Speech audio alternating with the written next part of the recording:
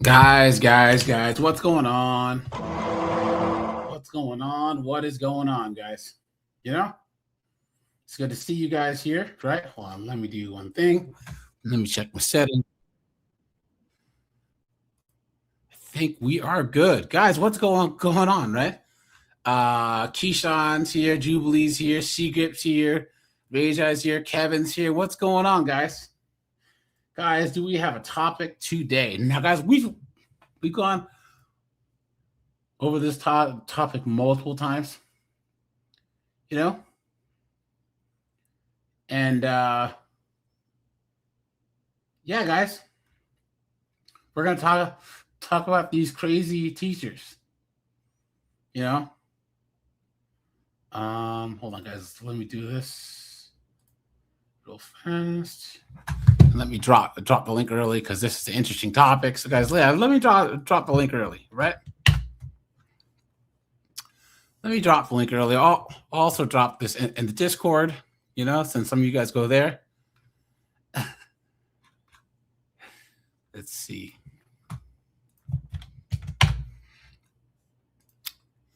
So, yeah, guys, there's all these teachers getting caught doing crazy stuff to their students. And they get away with it. Now, every now and then, we see that they get decent sentences, but 9 times out of 10, guys, it's a slap on the wrist. Liberty, how you doing, man? Yeah, guys, it's an absolute joke. It's an absolute joke. And the only reason why this happens is because society doesn't punish it. That's it. Why is it? Okay, good. Hold on. Seagate, what's up, dude? In the words of Bill Burr, we're talking about floors, man. We're talking about floors. Yeah, that's true. Look, AJ, I put a link in the chat. Paul Mooney tried to warn us over a decade ago. I can just, let me see. There was a news story that just broke. That was an actual news article that I sent to myself. That just happened like a week ago. Guys, there's one of these stories almost daily. It's insane. But oh well, here, guys. Here's one. Check this out. Look at this. This chick got caught in the act, man. Here you go. And of course, she's married, has kids. Of course, watch. A 25-year-old teacher reportedly caught red-handed, allegedly having sex with a student in a closet at school.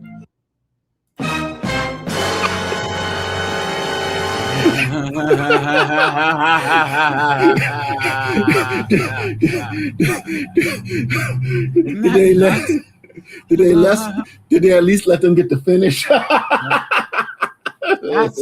It's just crazy, man. It's crazy. And guys, while we're doing this live, there's going to be that one or two dunderheads who's going to be like, "Man, I wish my teacher did that to me." No, you don't. Guys, there's no excuse that children should be engaged in this type of behavior, okay? No. It messes up kids' brains. Mm-hmm. For some reason, we think it's okay when it happens to young males.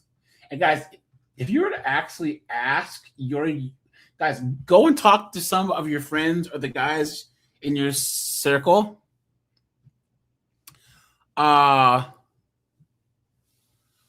Who pulled their V card, and you'd be shocked at how many of them it was a babysitter, one of their mom's friends, their teacher, their tutor. It's nuts. It happens all the time, guys. All the time. It just doesn't go It's just not reported. We've seen the warrant, and trust me, you're gonna want to hear what else is going on. This is Scandal, presented by Law and Crime. I'm Sierra There she is. She can get it, man. Gillespie.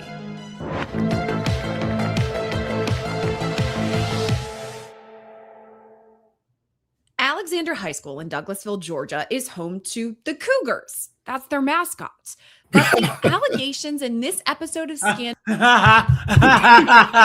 Coincidence, right? Well.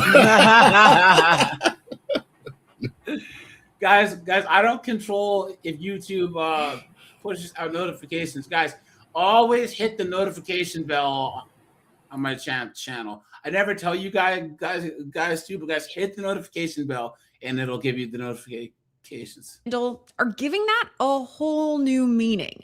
A teacher there is now accused of some pretty nasty allegations inside a closet, and then later inside an SUV. Yep, her name is Maris Nichols, 25 years old, biology teacher at Alexander High School, also the operations manager for the football team. And according to the arrest warrants we've obtained, Nichols is accused of having sex with a high school. Also, the operations managers for the football team. Her name is Maris Nichols, 25 years old, biology teacher at Alexander High School. Okay. Also, the operations manager for the football team. And according to the arrest warrants we've obtained, Nichols is accused of having sex with a student twice. Once, allegedly on campus, in a closet that, according to police, is shared between two classrooms. The second time allegedly happened off campus in a black 2006 Hummer parked at the end of a drive. A Hummer, huh? Oh, in more ways than one. Oh! This story is literally writing itself. Way. And I do say accused here because she's only been arrested. She has not been convicted. And our records show she's actually already out on bond. Of course. But the warrant... Of course. Guys, do you think that if the genders were swapped around that she'd be out on bail?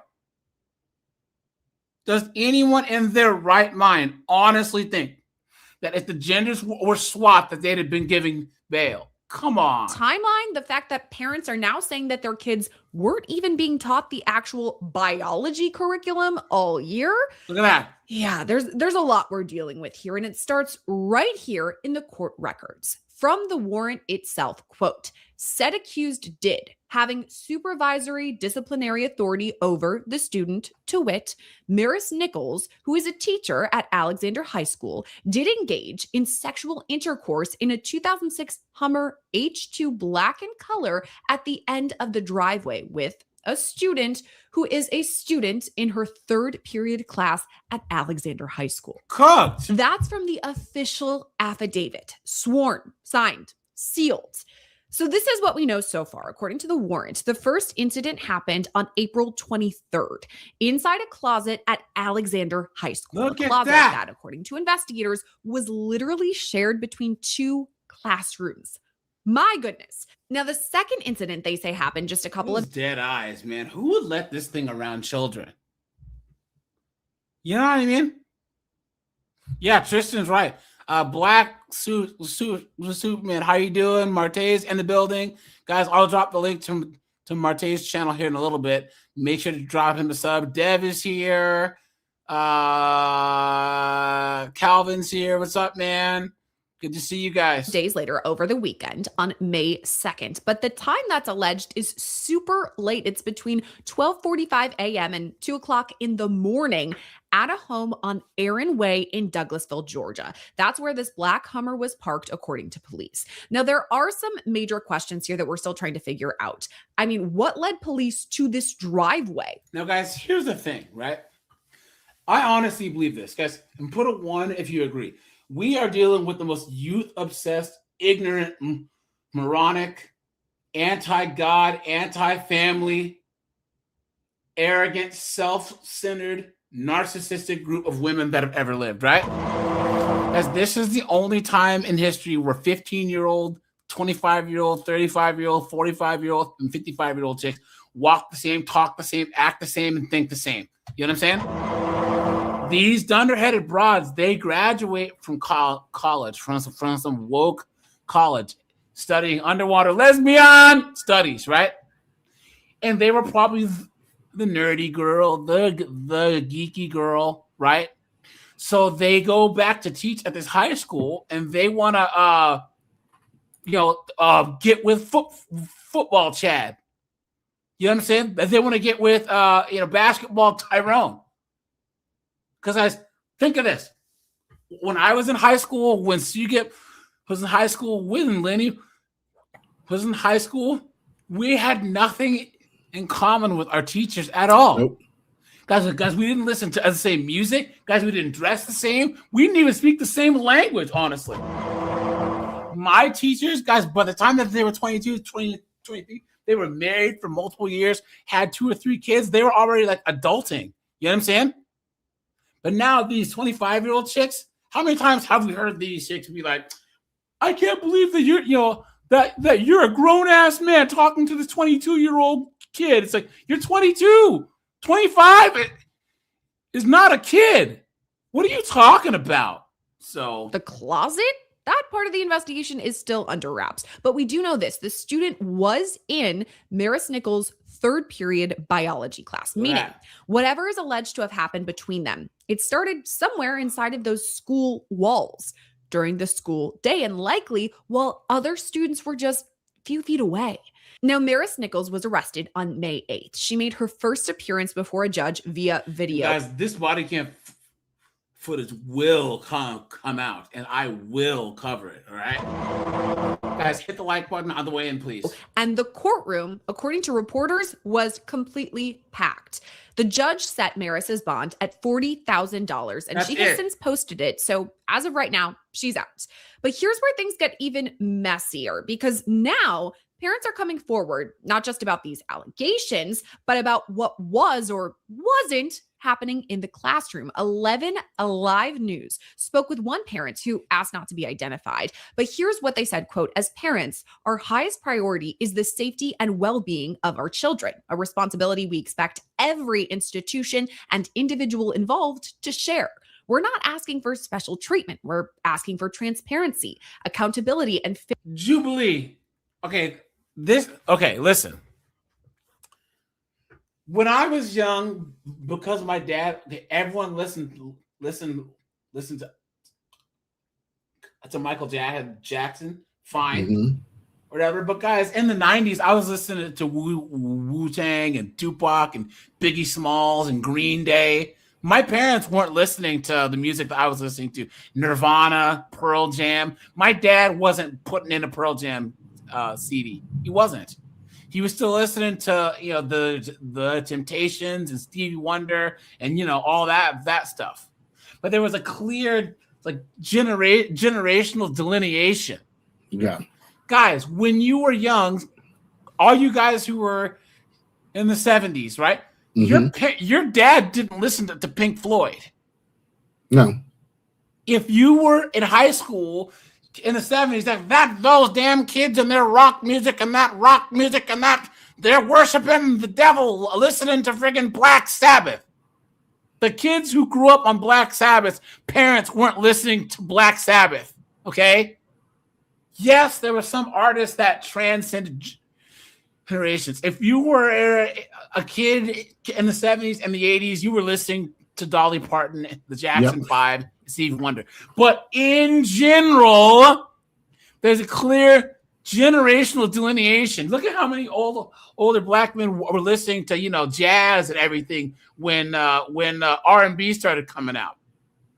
You know what I'm saying? Older black men who were listening to the Temptations, and then Rick James came out. Everyone's like, "What is this crap?" You know what I'm saying? So nowadays here. In 1970, you didn't see 45-year-old, 55-year-old, 65-year-olds listening to the same stuff that the 25-year-olds did. But now, if you go to a Taylor Swift show, you see 55-year-old chicks there. You see 45-year-old girls there. You see 35-year-old and 15-year-olds there. You go to a Pink concert. It's mostly with with women. You know, men, you'll still see like older men will still listen to like the Rolling Stones and all that stuff. But there's a guy, John, that I know. He's an older guy. He's in his 70s. He still listens like the Rolling Stones. He listens to, you know, Pink Floyd, you know? But he's not putting in friggin' you know, any of the new stuff now. You know, he even thinks 80s music is lame. You know what I mean? You name any 80s band, you lost it at hair metal. You know what I'm saying? So, guys, there's always been a clear generational delineation between music. But now it's the smallest it's ever been because of social media, because of all this other stuff to where, look, guys, look at the TikToks we watch. Guys, how many times have I showed you guys the 50-year-old, 60-year-old chick whining about dating, making the same videos as 25-year-olds, right? Doing the same stupid dances, doing the same challenges, and all that other stuff, you know? Fairness. Unfortunately, our concerns have repeatedly been met with resistance, limited communication, and a lack of meaningful reassurance that appropriate measures are being taken to protect all children involved, including our own.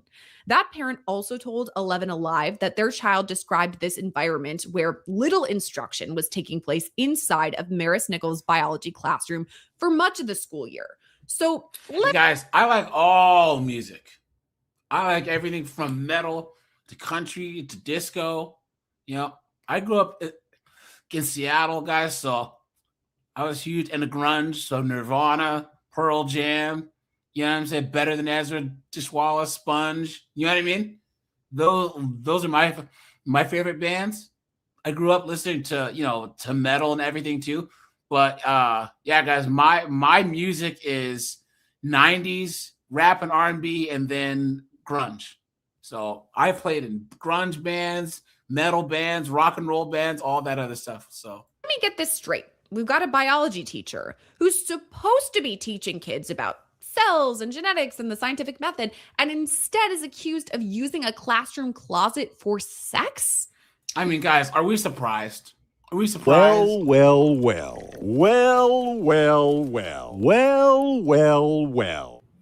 Yeah. Now, parents say their kids fell behind academically. The school district, they won't even say if Maris still works there. The Douglas County school system did release a statement, however, saying, quote, "The Douglas County school system is committed to the academic success of every student. We are not able to comment further on this matter at this time." And in 90s dance hall, guys, if you're not into 90s dance hall music, Shabba. guys, I'm telling you, man, you're missing out. I'm telling you, man, that 90s dance hall is one of the only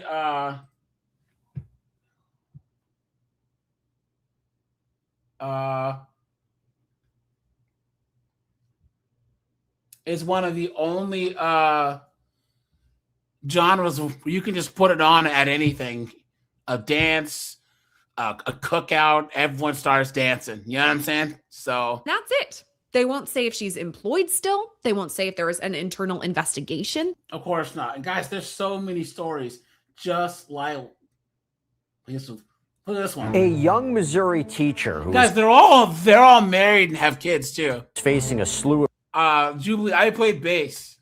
Of charges for sexually abusing a teenage student, now has taken a plea deal, and the boy's father has also been arrested and charged for allegedly knowing about the abuse and letting it go on. We're going to dive into the shocking revelations of this story with an attorney who specializes in these kinds of cases. Welcome to Sidebar, presented by Law and Crime. I'm Jesse Weber. Former Lakeway High School math teacher, 26-year-old Haley Clifton Carmack from Missouri, has pled guilty to sexually abusing a 16-year-old student. Now, this sounds a lot like the stories we've been covering. Here's where it gets a little bit different. As part of her plea, she has agreed to plead guilty to a felony charge of sexual contact with a student, very serious charge. But the other charges that she originally faced when she was arrested back in January of this year, including child molestation, rape, child endangerment, look at that, they were dropped as part of this deal. Right decision, bad decision. We're going to get to that. But Look at that, guys. Give you a little bit of background on this story. We go back to December 2023 when law enforcement was alerted about the abuse through a confidential witness. Now, according to a criminal complaint, prosecutors believe that this sexual abuse occurred between November 1st, 2023 and December 23rd, 2023. Now, how did this witness know? Well, apparently, this person found out about the sexual relationship between Clifton Carmack and the student when this victim showed the witness pictures of scratches on his back. Apparently, the markings were from when Clifton Carmack had had sex with this 16-year-old boy in the driveway of this confidential witness's home. Also, this witness said that they overheard her on the phone with the victim saying, "I can send you money, baby." Now, before we get into anything further in this case, and there is a lot more to get into, I want to bring in attorney Krista Ramey, who represents claims involving children who have suffered catastrophic injuries due to sexual abuse. Yeah, guys. So, guys, there's a video, right? And guys, this one's look. Here's another Two one. former educators are now defendants after being accused of sexual contact with students. I have teenage kids, and I thought to myself, you know, people are thinking it's a woman. And so some people are thinking, well, it's different when a woman does it to a boy. No, it doesn't matter. This is still always wrong. According to court documents obtained by Law and Crime, 23-year-old Rayleigh Greason and 24-year-old Brooklyn Schuler have both been indicted by a grand jury. What a joke. And guys, there was a Canadian website that actually showed it was a whole database of female predators, and now I can't find it. Canadian Spider-Man. Hey, what's up, dude? It's good to see you, man. All right, guys. So there's a video that I found. And it explains this whole thing, right? And I'll play it here in a second. But guys, here's another one. Watch. We've been sent home from school today. So you are under arrest at the moment. The issue of teachers sexually abusing their young, vulnerable students is not just a problem here in the United States. No, schools all over the world deal with it. And in a recent case from the UK, it's making global headlines. We're taking a closer look at the case of Rebecca Joins with former sex crimes prosecutor Serena Townsend. And guys, hit the like button, guys. Hit the super chat button, because this stream will not be monetized after the fact. It just won't. You know, anytime I do these, guys, they never get monetized. So welcome to Sidebar, presented by Law and Crime. I'm Jesse Weber. And become years in prison for sexually abusing two teenagers. Presented by Law and Crime. Did she get? Jesse Weber. A British teacher, now 30 years old, cried in a Manchester courtroom as she was sentenced to 6.5 years in prison. 6.5 years, guys. Guys, where would you rate that punishment? A, B, C, D, or F? Right? 6.5 years? 6.5 years. That's it. What a joke. You guys know that if the genders were swapped, right? Man, not only would they marry him, he would have got double digits. But then he got his cheeks took in jail too. You know what I'm saying? Come on. For sexually abusing two teenage boys and becoming pregnant by one of them. Whoa, whoa, whoa, whoa, whoa, whoa. Guys, there's multiple cases of these chicks getting pregnant too. All the stories that we've been covering here in the United States about educators abusing or allegedly abusing their own students wasn't so bad. Now we're going abroad. So in 2021, Rebecca Joins was caught on security footage inside of a high-end store buying a Gucci belt for a 15-year-old boy. Look at that. A high school math teacher allegedly bought the $450 belt as a way. Guys, look. So if I YouTube search teacher pregnant by student, look at all these stories, guys. Whoa. Look at that. Look at this. Look at that. Look at this guy. Look, she's laughing. She's laughing about it. Smiling in court.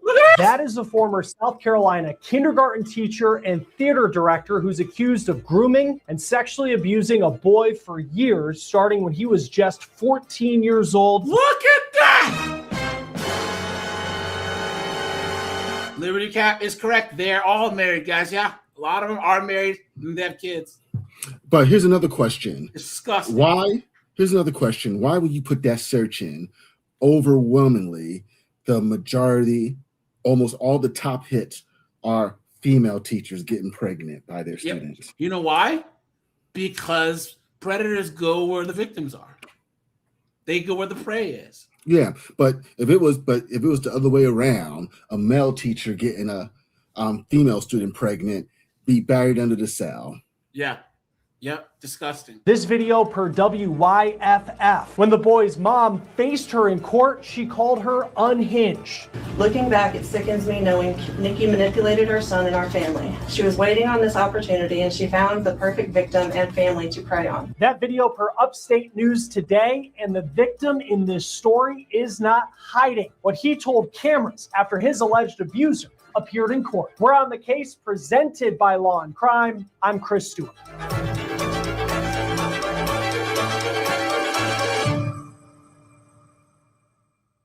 Before we get started, I do have an exciting announcement to make for all of you who like to watch police body camera video edged on YouTube. Now, Nikki, kindergarten teacher. Here's video of her dancing in a classroom for a local talent show. This is still posted publicly on YouTube. Now, Nikki also used to be the musical theater director for a local playhouse in town. On Facebook, that playhouse describes itself as a place that, quote, produces multiple theatrical productions each school year. Disgusting. Now, guys, I actually have some stories saved. We'll actually got to do this as a second live, and we'll actually look at some body cam stuff too. But guys, here, let's check out this video really fast.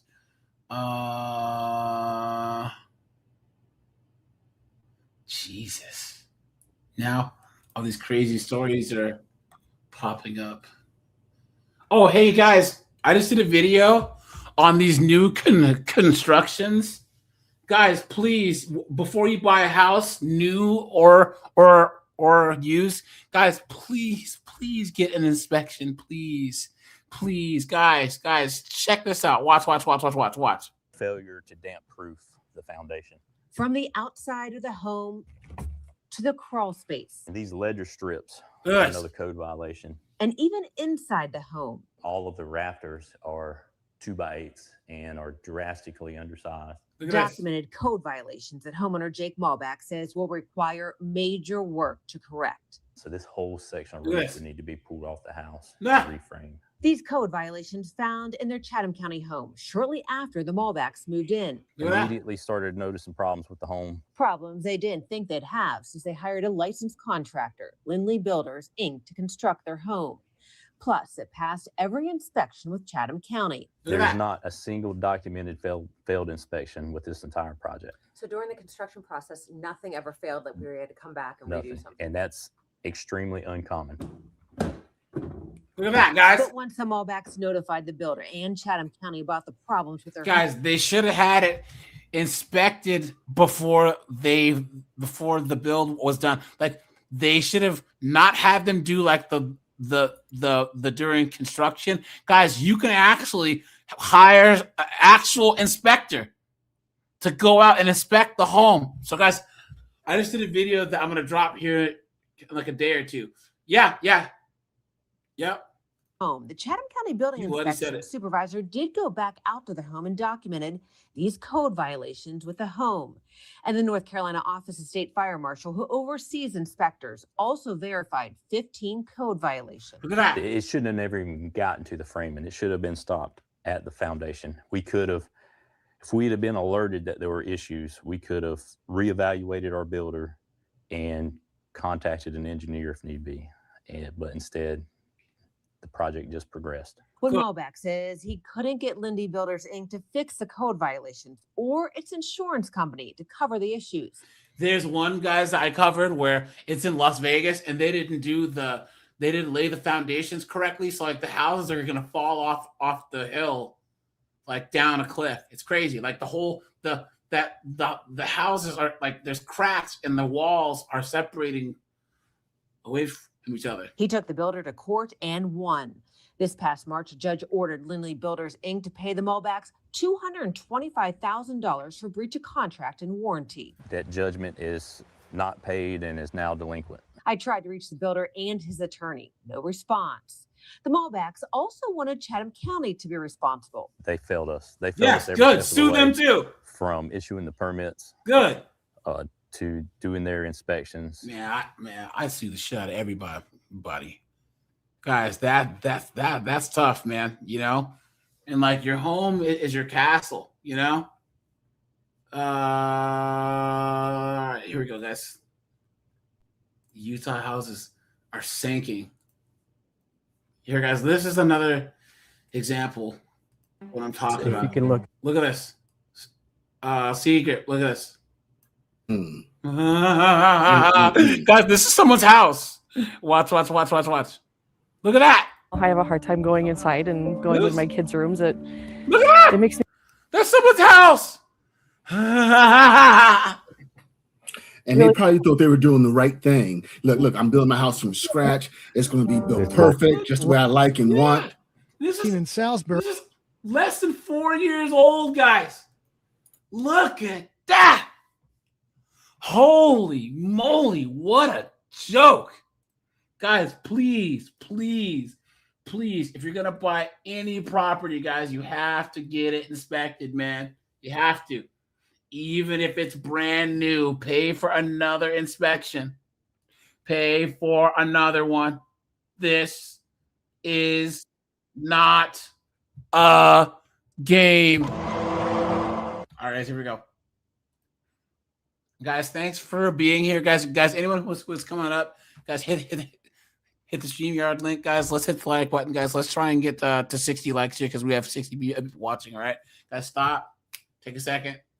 Hit that like button. I appreciate that. And Lenny, hey, thanks for handing out a membership, man. I appreciate that. Thank you. Student has given birth to a baby fathered by her young victim. Pure man. And guys, this is from Lungs of Faith. I don't know who they are, but I think they're but this is a pretty good video. So at least go and like this video, all right? Fair use, YouTube. Fair use.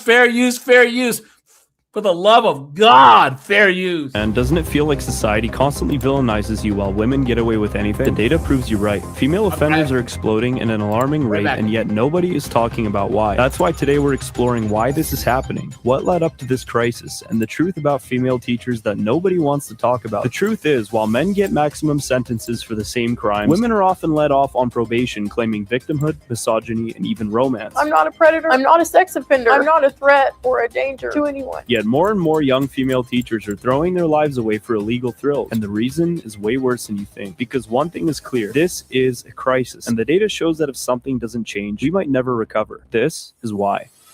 Listen, I'll say the quiet part out loud that nobody wants to say. Society loves female predators, and that's why women can go to school in body contour dresses to be in front of a bunch of middle and high school students. It's why female teachers with underage boys simply get called an affair by the media and forgotten about the next day. It's why most of the time they get a slap on the wrist compared to the same crimes committed by men. Why the internet labels young male victims as lucky, and why US courts even ordered the underage victims to pay child support to their predators who got pregnant. And I'll get to all of this in a bit, but let's hit the hard facts first, because this isn't a fringe conspiracy. It's a documented epidemic eroding our society, and the consequences are astronomical. US Department of Education data shows sexual violence reports in K-12 jumped 55% from just under 10,000 in 2015 to 2016 to 15,000 in 2017 to 2018, with assault and attempted assault up a staggering 99%. Fast forward to 2022, 350 educators arrested for assaults against their students, a sharp rise from pre-pandemic levels. And here's the twist nobody talks about. Females now make up almost half of those predators, a massive surge from under 10% historically. But people are asking, is it really because there's more female predators, or are more men simply coming forward? I think it's social media, guys.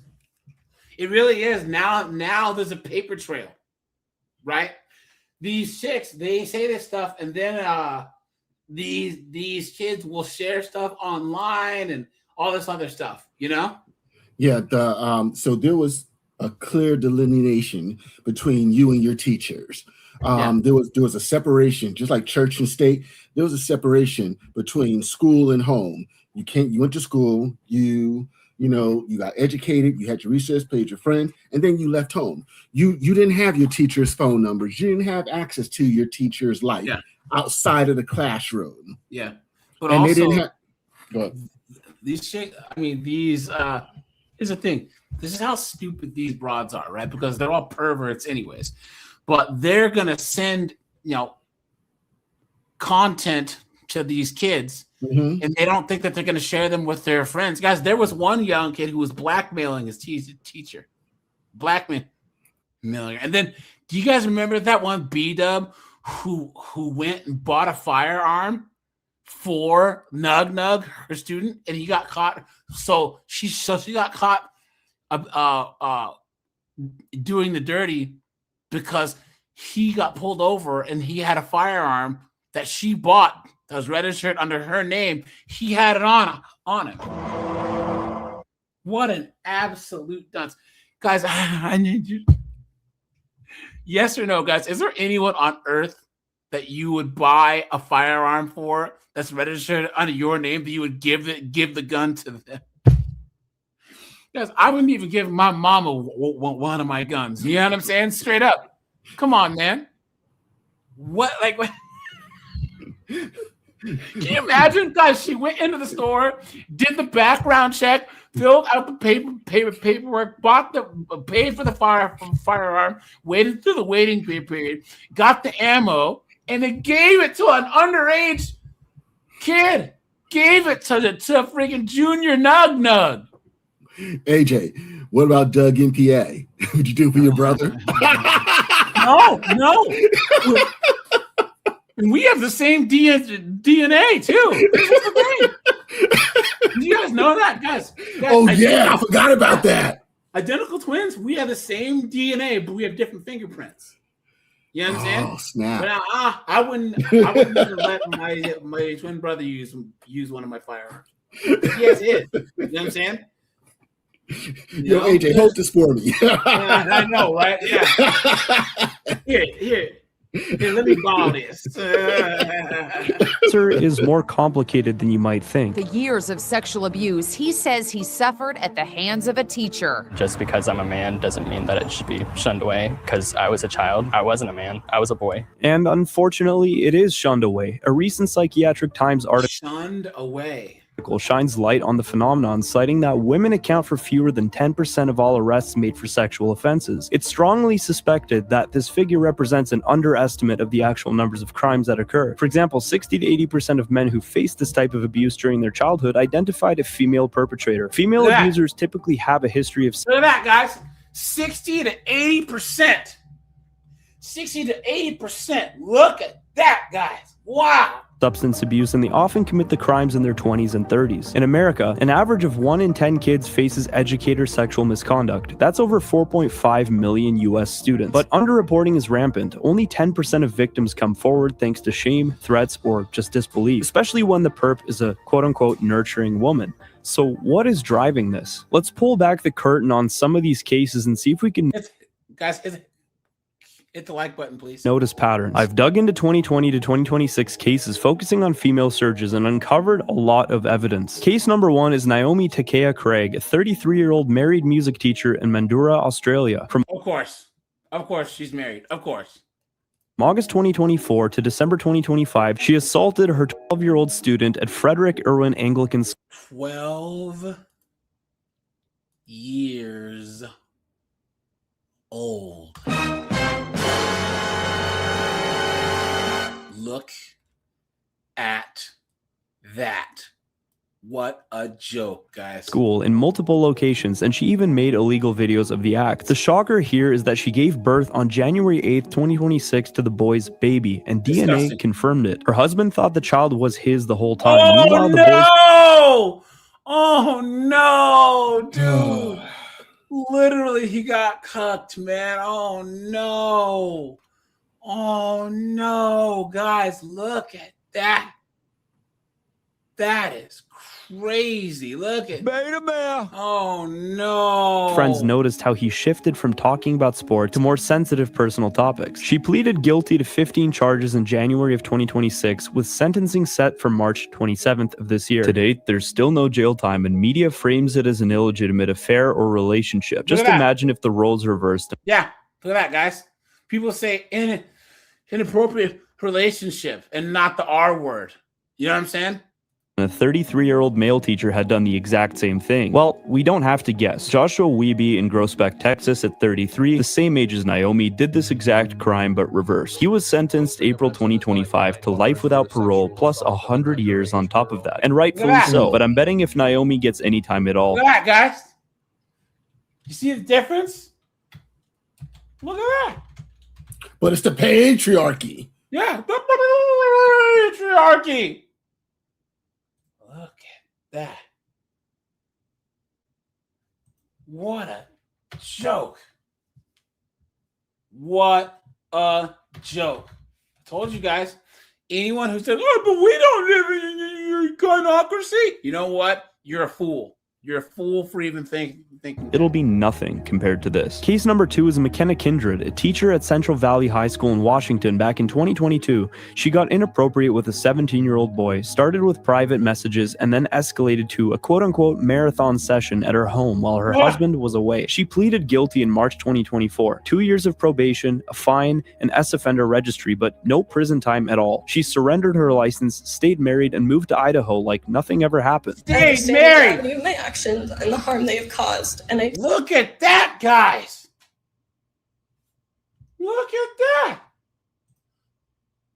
I tell you guys, if there's one people can argue who says our talking points, they can argue how it's said, but they can never ever tell us that we're wrong, right, guys? Ever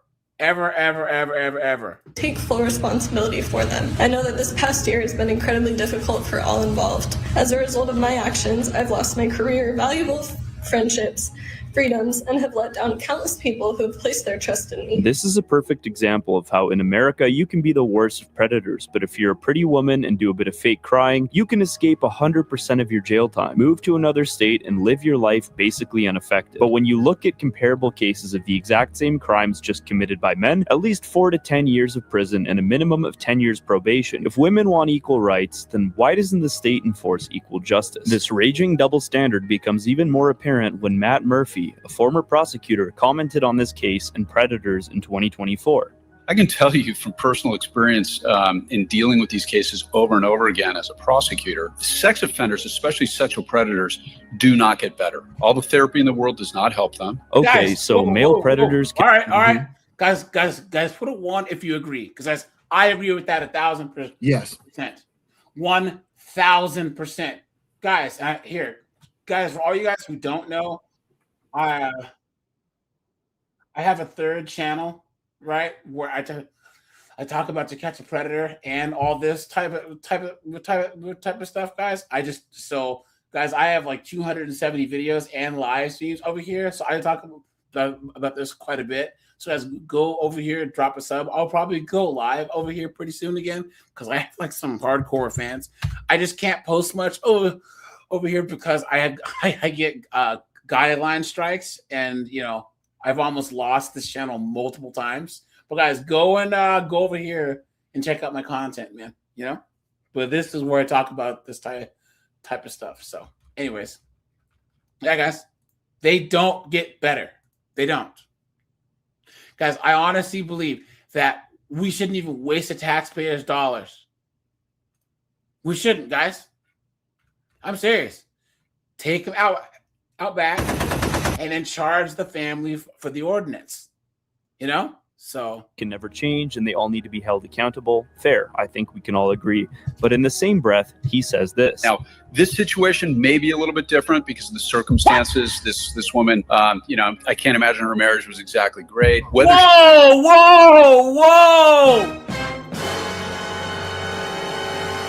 Look at that.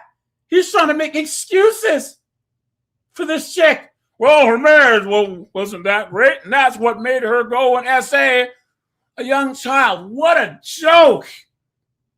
What the fuck is going on? I try to not swear, guys, but what the fuck is going on? She is an actual sexual predator. Look at this! Or not, or whether this was, a one-off is open for debate. Just look at how the tone shifts as soon as it's about a woman. All of a sudden, it's her circumstances and her bad marriage, insinuating it might even be her husband's fault somehow. Male simps are what keep this alive, and it becomes even more apparent when the husband came out to her defense. Quote, "As McKenna's husband, it has been a challenging year full of uncertainty. However, McKenna's remorse for her actions is the one thing that is certain. Where most would give up under pressure and guilt, McKenna has channeled that remorse into facing her mistakes, actively seeking the help she needs, and regularly working to rise above it all. This has become apparent to me through our continued professional counseling as we work through and address the underlying issues that contributed to this situation. We are both determined to emerge from this experience as stronger and more resilient spouses and members of society." And you've been had, you've been took,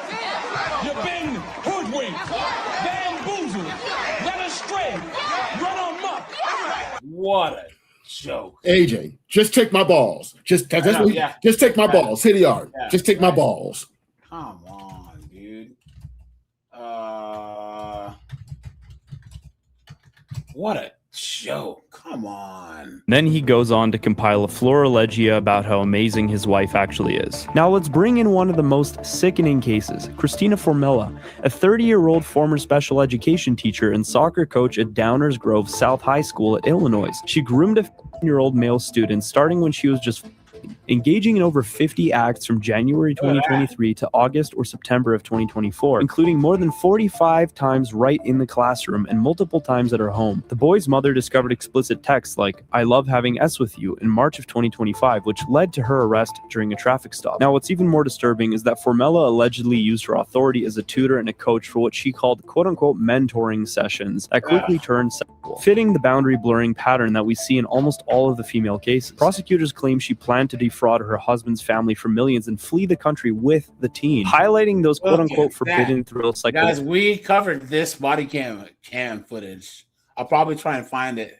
and then re-release it. Logical motives that drive so many of these women, and you'll see why in a bit. She was denied pretrial detention twice and was released practically scot-free with light conditions. No school entry, no contact. She resigned and surrendered her license, but no jail yet. Her family even came out claiming, quote, misogyny and gender persecution in July of 2020. Look at that! You've been had, you've been took, you've been hoodwinked, bamboozled, led astray, run amok. Look at that, guys. 5, downplaying this incident is a simple affair. Now there's dozens and dozens and dozens more of these cases that have been coming out over the past few months, but these cases all connect on key patterns. On the surface, they are all seemingly normal and unsuspecting young women with no past criminal records using their authority for control and often getting lenient outcomes like probation compared to male severe jail time. And we'll get to that, but the fact is these videos take weeks to produce each, and I'm currently a one-man team, but luckily the supporters over at buymeacoffee.com/lungsoffaith help make these videos possible. Sentencing is well documented. Got probation or sentencing is considered donating over there. And something new that I'm doing is supporters at $50 a month plus are credited as producers with real input on future topics. Back to the plot. The gender bias in sentencing is well documented. Females often receive lighter penalties due to stereotypes portraying the exact same crime, guys. The exact same crime, they'll get less. Absolutely insane. So here's my question to all the feminists out there. How come you're not out here fighting for equality in criminal sentences and in criminal justice? They're not fighting for equality here. Yeah, it's true. Them as, quote, less threatening or stressed out, while males face harsher jail terms for similar offenses. In 2020 to 2026 cases, females convicted of student assault got probation or short sentences in 60 to 80% of high-profile instances, versus males averaging 60 to 80% of the time. probation or short sentences. 2 to 20 years. It says that the mean sentencing length for offenders was significantly different for male educators than for female educators, with male educators receiving almost 5 times the length of sentence that female educators did. A 2021 study found that females are 2 to 3 times less likely to receive incarceration, influenced by victim age and gender, compared to men. In a 2020 U.S. analysis of 20 different cases, many female perpetrators asserted, quote, genuine romantic and emotional relationships, or, quote, consensual connections as a defense, categorizing them as... Can you imagine? The defense is it was consensual. If a guy said that, he get cooked. But they actually use that as an excuse.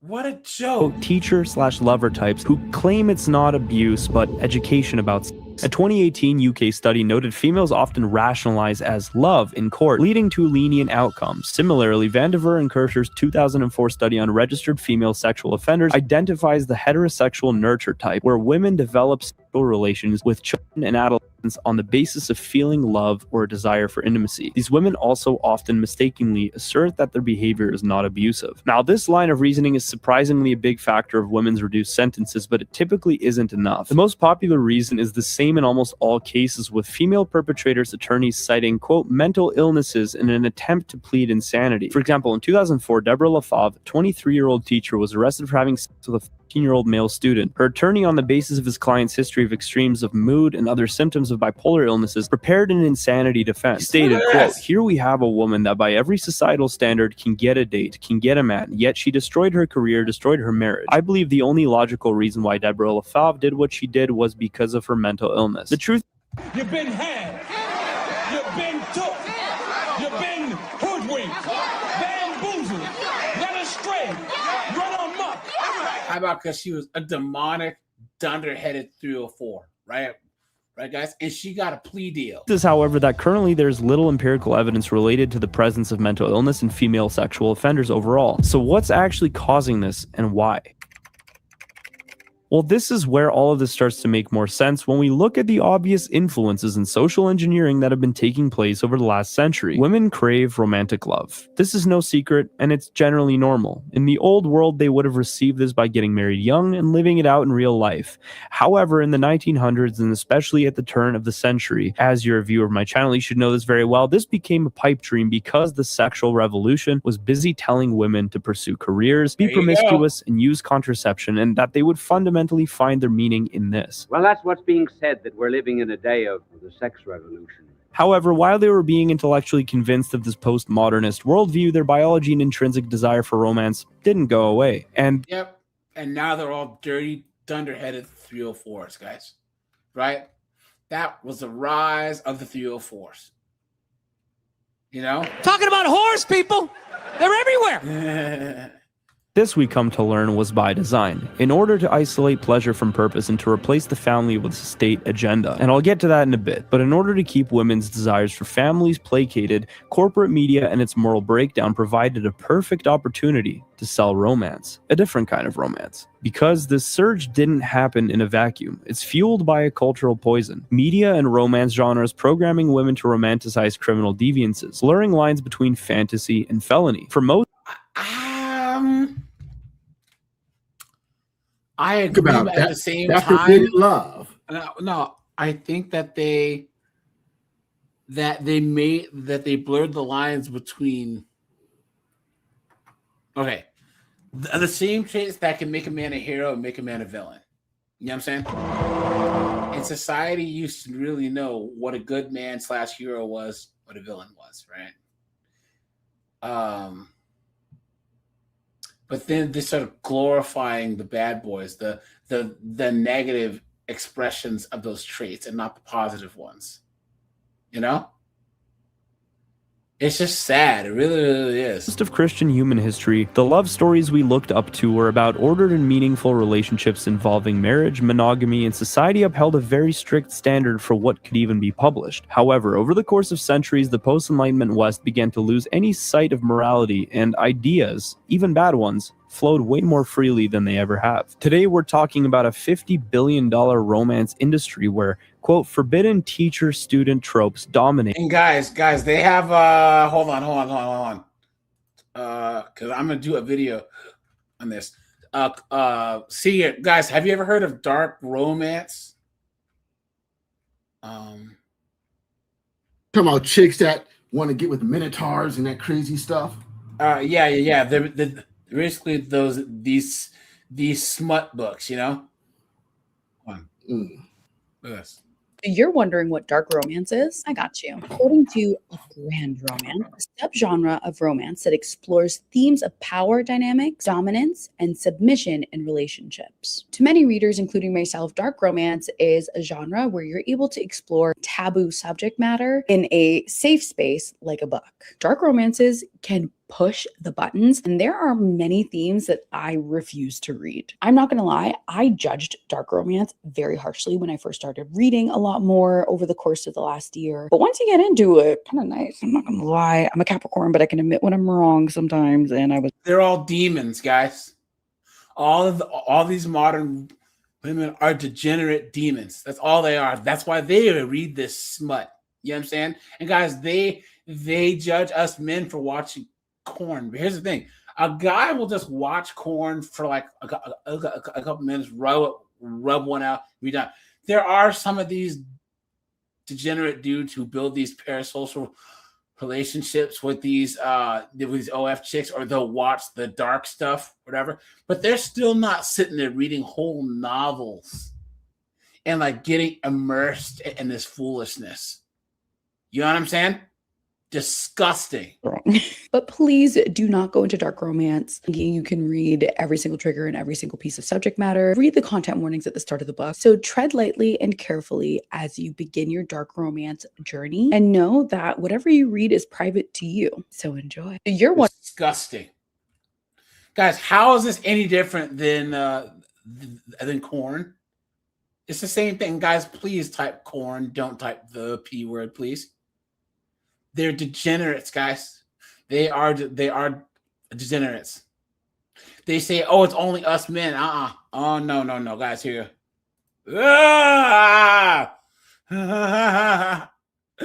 Hold on. Dark romance trope that I eat up every single damn time, okay, is when he has antisocial personality disorder and he doesn't feel emotions or anything like that. And then the FMC says, like, "I love you" or something. And then she's like, waiting for him to say it back, right? And then he says something along the lines of like, "Love is too simple of a concept to describe how I feel about you." Or like, "Love is too weak of an emotion to describe what he feels for her." I love when they say that. Like, yes! Dark romance trope. Yeah, guys. This is like a dark romance trope. These chicks are demonic, dude. They really are. Look at this, guys. So, hi guys. I seen a fellow book talker talking about what is your definition of dark romance. And I thought, wow, this is my time to shine. So when we talk about romance, we're not talking about mafia or somebody that unalives people for a living. I'm talking about like the relationship between the two main characters. Like, he's a complete psychopath. Look at that. He's stalking her. Like, the obsession with her is really real. Like, he's hiding under her bed while she sleep. He didn't hack into her cameras, watching her. He in her crawl space. That's like some dark stuff. Even to the point where it's more of enemies to lovers, but on some, I kidnapped her, held her hostage. Whoa. Emotionally, like to the point where it's just like, okay, this is really dark. And these and these books fly off the shelves. Fly off the shelves, guys. This makes me think that I'm a lame and I'm a square. I did not know I was this vanilla. Yeah, but here, you didn't want to catch a case trying to prove otherwise. Exactly. You know what I'm saying? Straight up. It's just disgusting. Look, I'd rather be 50 Shades of Lame. I know. Then end up catching a case, end up in friggin' and get my cheeks clapped in I prison. know. Disgusting. Because we all know what happens to people who are offenders in prison. No. I'm gonna lean towards. Let's lean towards Zaid real quick, and then I'm gonna give y'all another example. So I'm gonna lean towards Zaid. Zaid was obsessed. You own a security company, and you was watching this woman every move. You was in this woman's house. She had changed a lot. Whenever I read dark romance, people are always like, "You must want this in real life," and it is like genuinely funny because I myself wait for it. I'm about as close to a nun as you can get. One singular boyfriend in my 20-something years on this earth. We're reading. We're not doing anything. But then it stops being funny because the assumption that reading something means you want it. That's the same logic we apply to survivors when we tell them they were asked. And yet, if a woman catches her boyfriend or her husband while watching porn, they don't give him the same grace. Isn't that funny how that works, guys? Why can't a guy say, look, yeah, that you're married to a white chick, but you watch big booty Latinas, right? That's just your thing. You're just watching it. You don't want to do it in real life.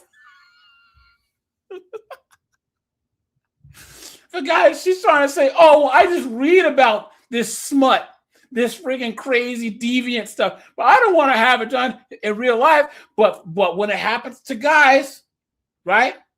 They just don't understand. Look at this, guys. Hold on.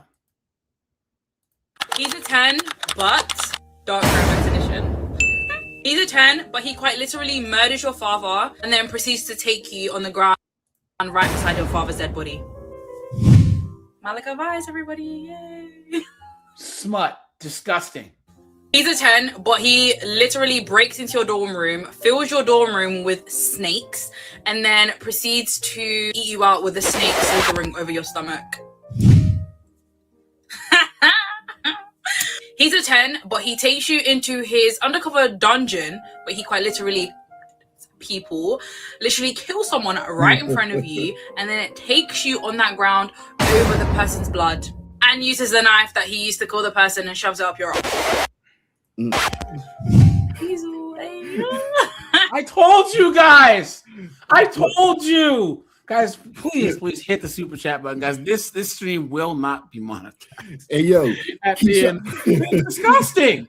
Disgusting. Hey, yo, Keyshawn Jones. She's here waiting for you. Look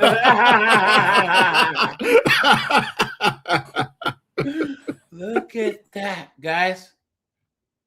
Look at that.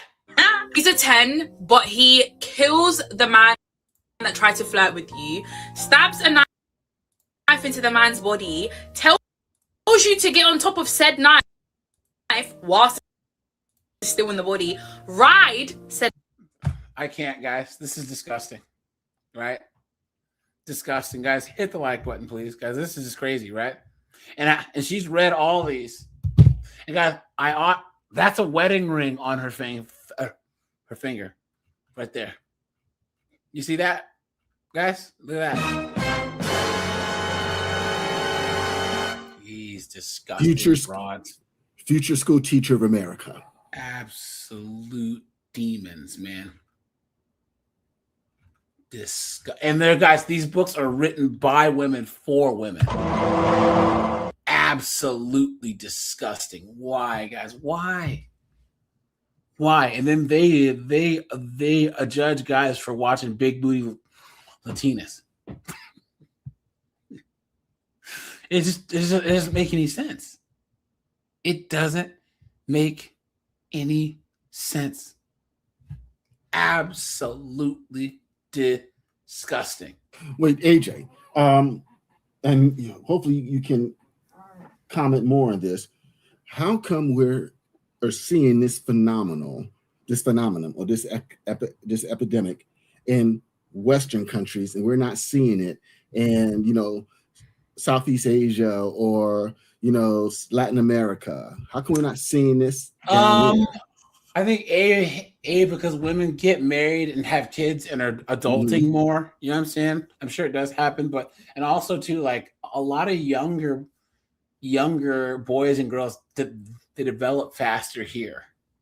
So like if you go to like Eastern Europe or Africa, like a 13-year-old looks like a young kid, you know.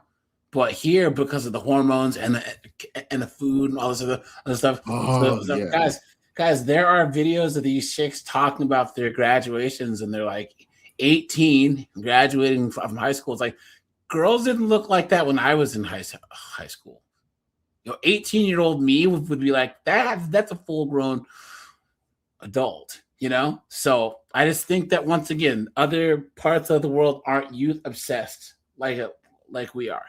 They don't have blurred lines between adults and teenagers and youth. A lot of places in the third world, they don't even have a concept of a teenager. You're a child or you're an adult. Period. That's how it works.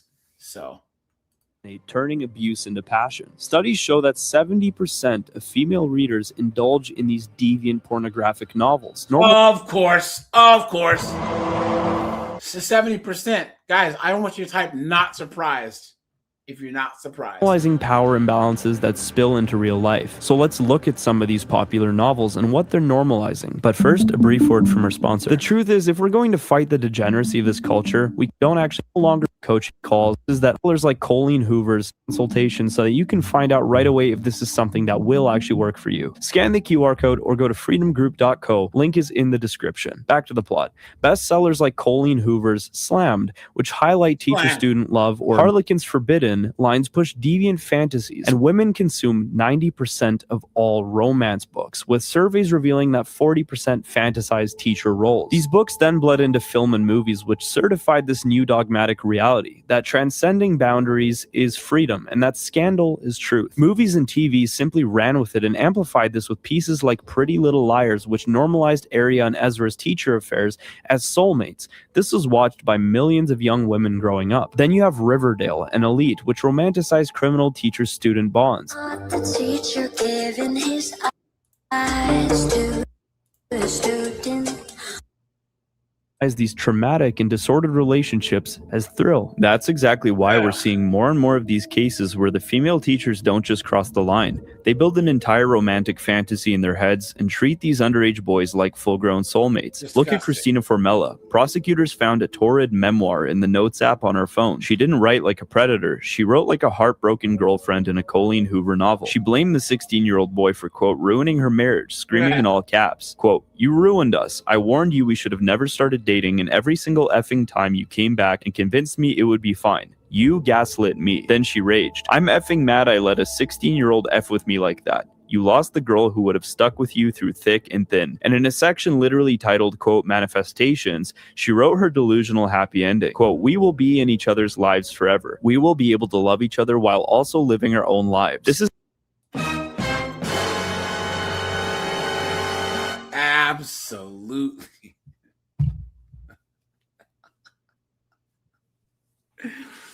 Guys, what else can we say? Guys, this is birth control, SSRIs, these chemicals, and the makeup, the food, the hair products,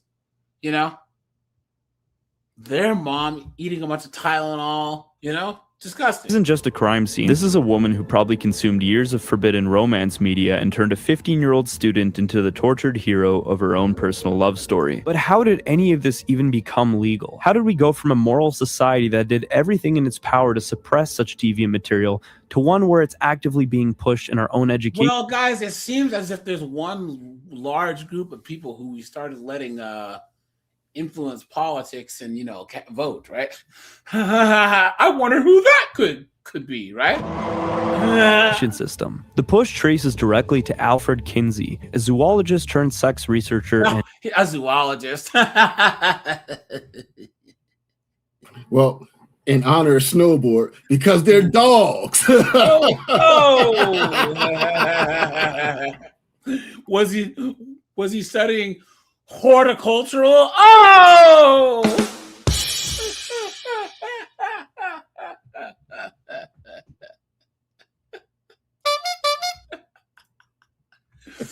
Oh no! His Devious Institute for Sex Research, which was bankrolled by the Rockefeller Foundation, with initial grants You don't say. in 1941, escalating to $40,000 annually by 1947, which is $600,000 in today's currency. Now, this is where it gets dark, because Kinsey's reports portrayed attraction to minors and child orgasms using data sourced from predator cases in Table 34 of his report, labeling them as natural variations on a sexual Of course.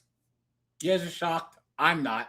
You know? spectrum. Guys, these underheaded 304s fell for it hook, line, and sinker. And not as criminal or disordered. Many of Kinsey's findings and techniques remain controversial, including his occasional reliance on the accounts of admitted child abusers. Still, he's widely hailed as a trailblazer in a previously taboo field. And you wonder why no one has respect for academia these days. You know? You know? Because this is the type of stuff that's coming out more and more and more. This laid groundwork for all of the normalization Jesus Christ. Is that the Crypt Keeper? What's going on we here? see today. This Rockefeller-funded model influenced sexology, the psychus curricula, and the global standards still used currently in today's teacher training. Now it starts to make a little more sense, doesn't it? Kinsey's male and female reports ignited the latter parts of the sexual revolution. Hugh Hefner, explicitly inspired by them, launched Playboy in December of '53, calling himself Kinsey's pamphleteer, and U.S. Supreme Court rulings in the 1960s struck down any sort of bans on erotic novels and films, unleashing the quote-unquote golden age of porn. Before this, any sort of depictions of erotic material, even slightly, was criminally punishable by jail time. Now at this time, pornographic romance novels boomed, with 1972's The Flame and the Flower and 1974's Sweet Savage Love. Smut, and more smut. Graphic, rape-heavy bestsellers that sold millions and spawned the Harlequin empire. The intellectual groundwork and the justification for all this came from Freud's libido theory, Wilhelm Reich's sexual liberation politics, and Kinsey himself. Now all this starts looking less accidental once we understand where this all stemmed from, and that's why it's so important to go back to the sources, which is what we do on this channel, so don't forget to subscribe. So the real question becomes, why did we ever abandon the wisdom of the ancients? Why did everything change in the 1960s? Because of this postmodernism. And guys, it's even worse now than it was in the 60s, because our parents and boomers and stuff were told that you don't have to be what your parents were. So if your dad was a cop, you don't have to be a cop. But now they say everything's up for grabs. Not like only in the last 40 years have people thought that they know better than what thousands and thousands of years of people know. What's got us through all these world wars and diseases and famines and all this other stuff. Because this is the truth bomb that nobody wants to admit, because it's simply offensive to modern ears and goes against every single thing we as modern people know. The ancients were always extremely suspicious of women being in positions of influence, such as that of teachers, and mixed. Gee, I wonder why, right, guys? Because any time that you put one of these dunderheads in power, it goes to ruin.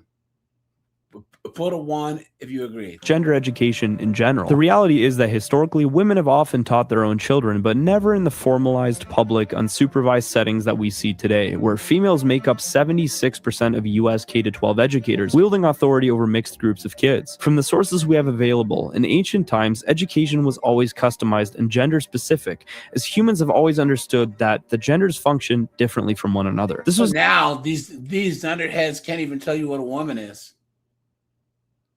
What a joke. Never seen as misogyny or woman hatred. Formal education was typically male only, and young women were taught domestic functions and virtues. Yes, but hold on. But from the 1700s on, guys, actually women were actually more educated than men in the general sense, because men oftentimes dropped out of school to go work manual labor jobs. But in the United States, for most of our history, there was more women who were educated K through 12 than men.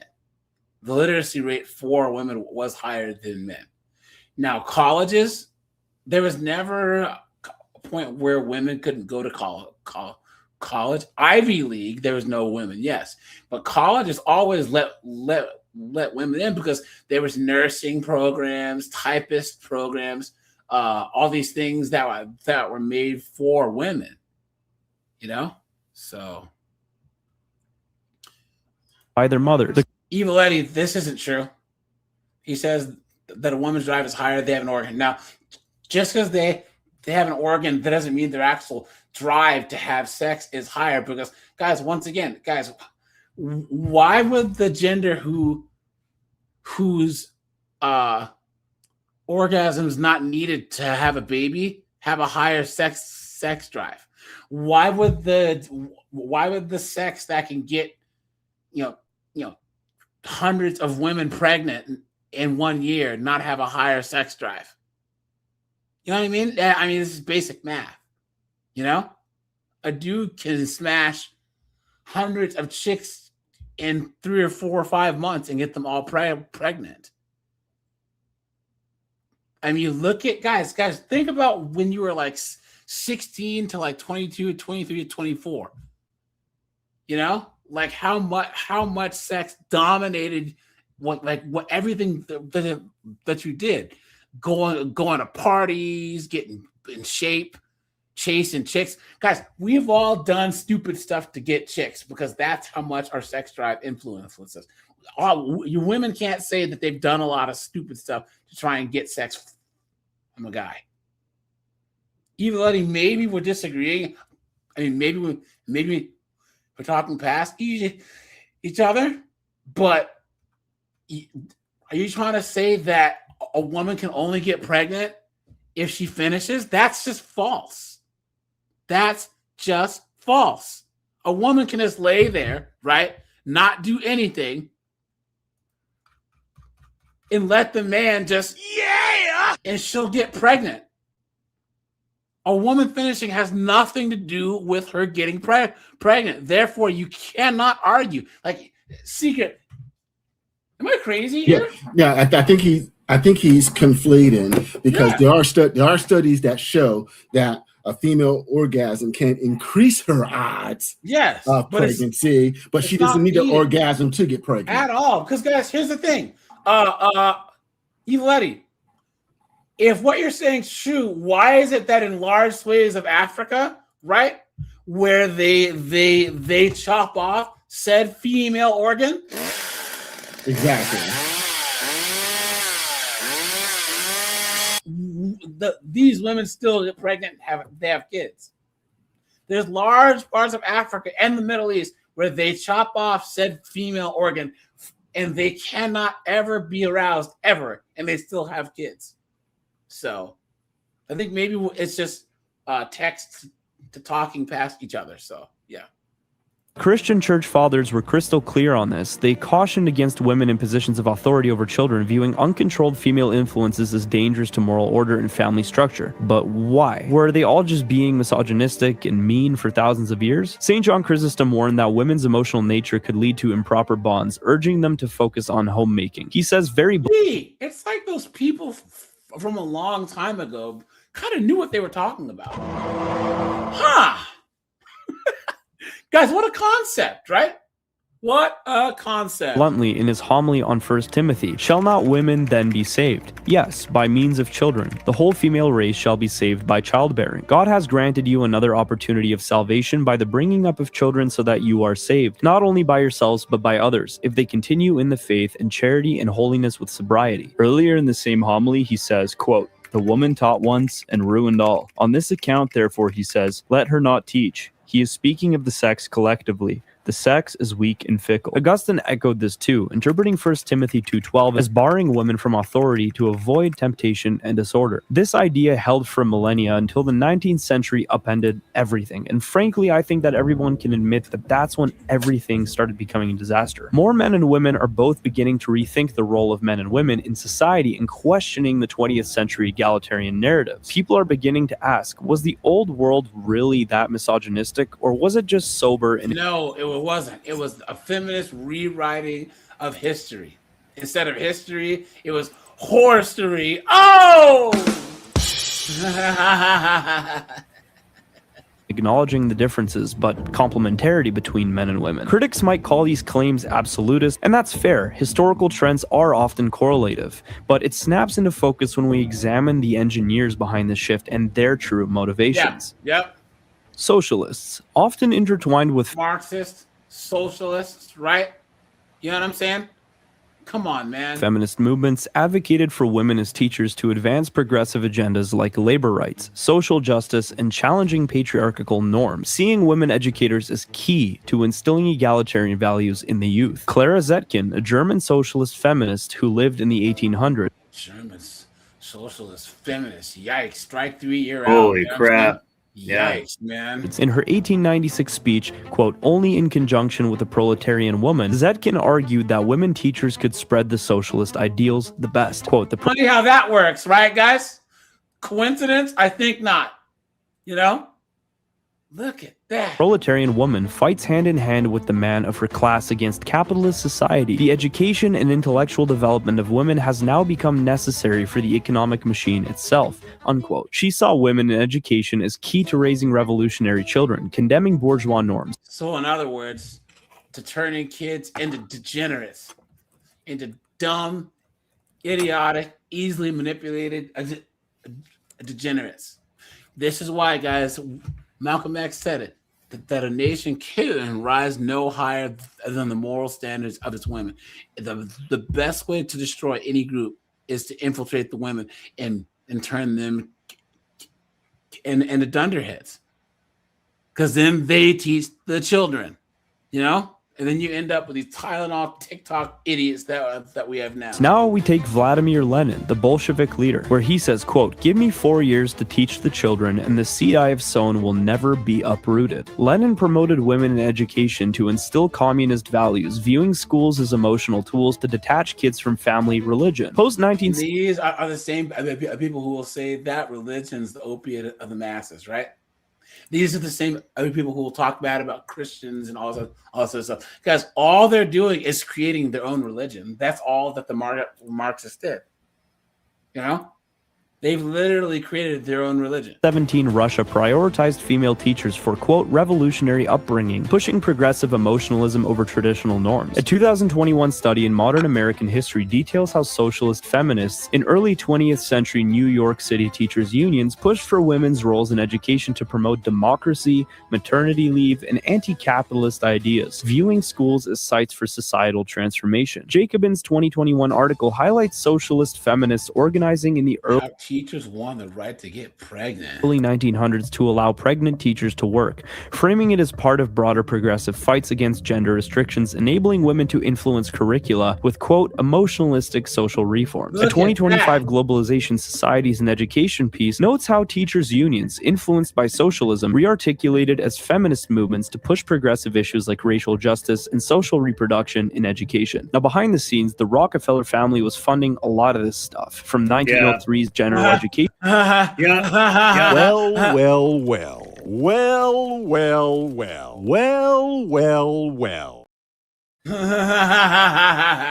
Not only that, Ghislaine Maxwell's dad made a lot of the modern books, like school books, textbooks and stuff that we had growing up and stuff like that too. Yeah. Sad. So a little bit Boards. before this. Yeah. I mean, after, Standardized excuse school. me. Schools, centralizing control and flooding them with female teachers. By 1900, women were 74% of U.S. educators, up from barely any pre-1800s. This shift, fueled by feminism's, quote, empowerment, dismantled traditional safeguards. Now, where does all of this put us here in 2026? Well, it's no wonder homeschooling has exploded all over the world. 3 million plus U.S. kids are now homeschooled, up 78% post-COVID, with near zero abuse risks in home settings.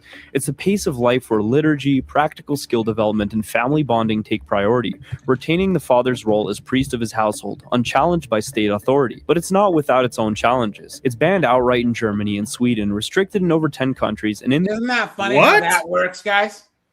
You can even teach your own kids. Oh Guys, my God. Isn't that nuts? Because hey guys, all you guys, I'm not saying that anyone's dumb enough to say this in my chat, but America ducks. We need to go to Europe, Dad. You've been had. You've been took. hoodwinked, bamboozled, led astray, run amok. You guys were saying? How can the state indoctrinate your children and usurp your role as the leading authority of your family and household if you don't put them in school, if you don't cooperate? How can they do it? Well, I'm being facetious now, but they pass laws and then exactly. They take your firearms away. Yep. You know? The U.S. progressive unions fight back, labeling it as unsafe to protect their grip on society and the household. Yet, Christian families lead the charge. Homeschoolers score 15 to 30% higher academically with stronger morals baked in. Ultimately, the world relies on families like this that refuse to negotiate with terrorists that will hold down the fort. Don't forget to share this video with someone who needs to see it. And until next time, this is... All right, guys, here, go over and drop this guy. Yeah, I do follow him. Yeah, it's a good channel. I do follow him and listen to a lot of his content. Here you go. Well, Florida public schools are seeing a huge drop in enrollment the last few years. Hillsborough County is down 7,000 students from last year. One on the right's a little old, but I'd smash. You know what I mean? Big reason for this is the uptick in homeschooling. Fox 13's Evan Moon spoke with two moms who chose to homeschool their kids about why they opted out of traditional public schooling. Up, all the way across. This ballet studio Don't go fast. now doubles as a classroom for these homeschooled girls. Very beautiful school. As homeschooling becomes more... Let's go. There you go. Right there. Right there. Plus, yep. That's the best thing that they can do. Guys, man, you really want to homeschool your daughters. Mm-hmm. You know what I'm saying? Plus, also, I believe there are some municipalities and townships and counties where you can homeschool your children, and yet they can still they can still participate in after school activities. So your kids can still participate in basketball, track and field, and everything through the school district, but you homeschool them. I did see something along that lines. Yeah. Hold on. Here you go. Well, popular in Florida, the studio owner saw a need. You can teach your The kid at homeschool- school, and they can get diddled after school. No.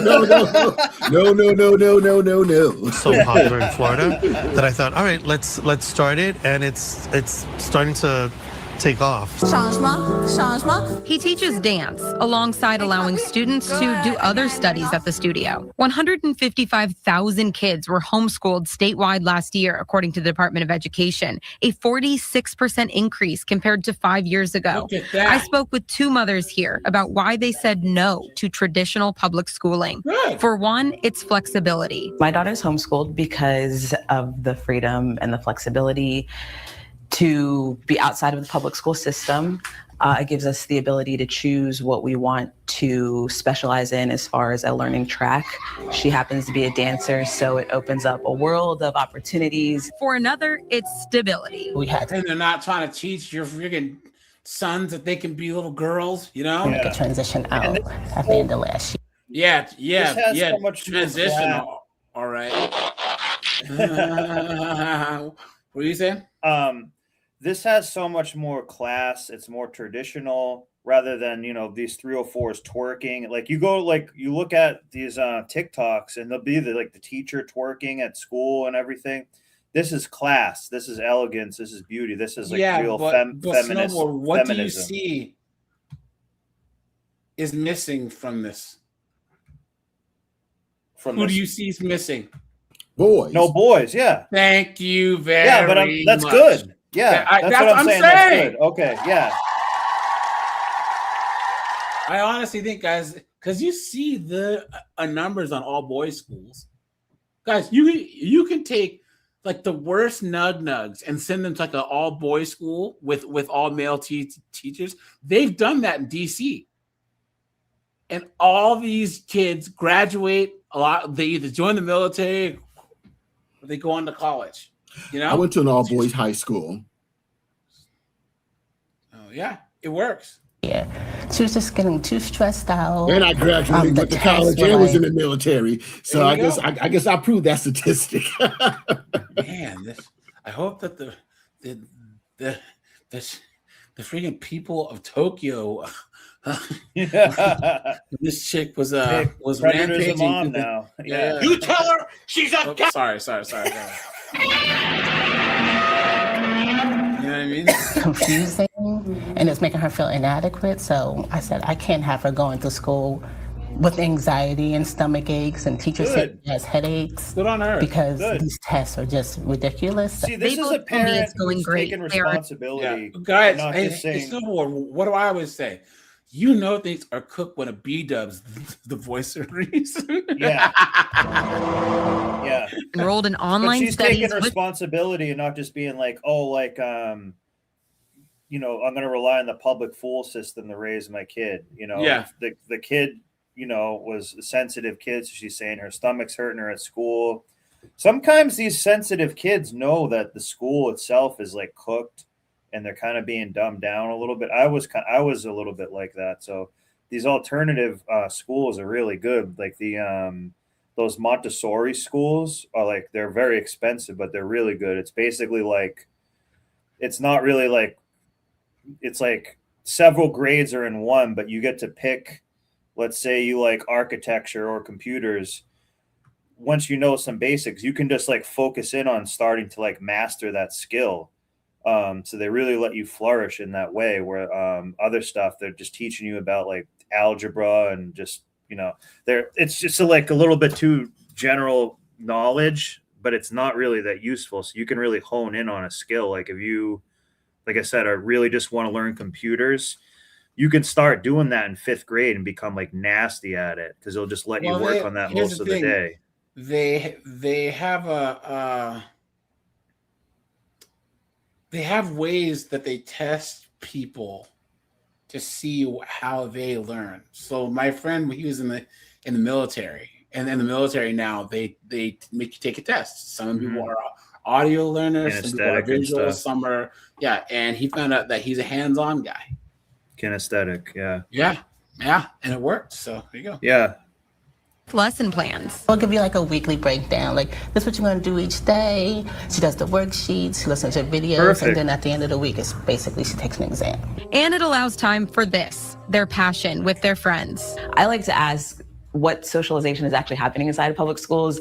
They go inside of a classroom, they're told to sit down. So just from this atmosphere, you can see that there's interaction. These children are speaking to each other. But the Hillsborough Teachers Association says public schools are crucial. Public education is much more nuanced than that. It's beyond just, maybe the lesson. It's really the interactions and the way kids work together and learn how to collaborate and learn from each other, learn from people that you like, learn from people that you don't. I think that's part of life, and I think that that's a life lesson that they get in our public schools. But for these families, He has to say that. I mean, that was a lot. It's a safe space. All in all, it's about your child. And guys, and they have so many different ways that kids can socialize now. They have Facebook groups, they have meetup groups, they have all types of stuff, they have activities that they can do to to meet people, So Learning and growing. And if you can do that with your child, that's just a great aspect of Like I it. said, guys, it's crazy when a B-dub's the voice of reason. Yeah. Well, they probably picked her because she was black, and adds diversity to the story. A new report is in finding that homeschooling is becoming more popular in Virginia. 10 on your side's Karina Garcia takes a closer look at why and at a program that some parents might be interested in. Nearly 60,000. Damn, she can get it. How you doing? Yeah. She has shoulders. Hey, Bella. Pair of titties make you want to stand up and beg for buttermilk. 1,000 children were homeschooled during the peak of the pandemic, and then that number slightly dipped. Fast forward to today, the data from the Virginia Department of Education shows more parents are choosing to homeschool their kids, and those numbers closely mirror peak pandemic numbers. At least 50,000 children in Virginia have been homeschooled every single year since the pandemic. That's according to the Virginia Department of Education. The biggest spike came during the 2020-2021 school year, when nearly 60,000 students were educated at home. After that, numbers dipped slightly. But fast forward to the most recent head count, the 2025-2026 school year shows 59,000 kids are now being homeschooled across Virginia from K through 12. Cultural Roots, a homeschool nonprofit, explains the reasons vary. We have some families who come to us because their children have health concerns. We have some families that have come. What's she talking from an Obama phone? Because of bullying. We have families who really just felt as though they could offer their children a better educational experience. The Home Educators Association of Virginia says this isn't just a state trend, it's happening nationwide as more parents seek flexibility, affordability, and direct oversight of their child's education. Homeschooling gives you the gift of time. Critics often raise concerns about socialization or question academic standards. But advocates say the kids develop their social and cultural skills through real-world experiences outside of a classroom. And they're not cheap as much, which is even better. That's good. At the hubris. Oh, well, they just can't really learn how to deal with people unless we're the ones teaching them how. Please. Yeah. Well, they want to ostracize people for not following traditional systems is part of what it is. And like whenever you're breaking away from the crowd or doing something in a non-traditional way, you generally get shamed a little bit because you're just not doing that. And you're actually working a little harder to not follow that system. And people don't like that. Yeah. Way to groom the boy for what would come next. What I mean by that is she drove the teen to a flat where the two were seen on camera walking into the complex. According to prosecutors, they then had sex twice. The teen messaged a friend over Snapchat to tell him that he'd just had sex with Miss Joins. When the friend didn't believe him, he apparently secretly took a photo of her and sent it. Now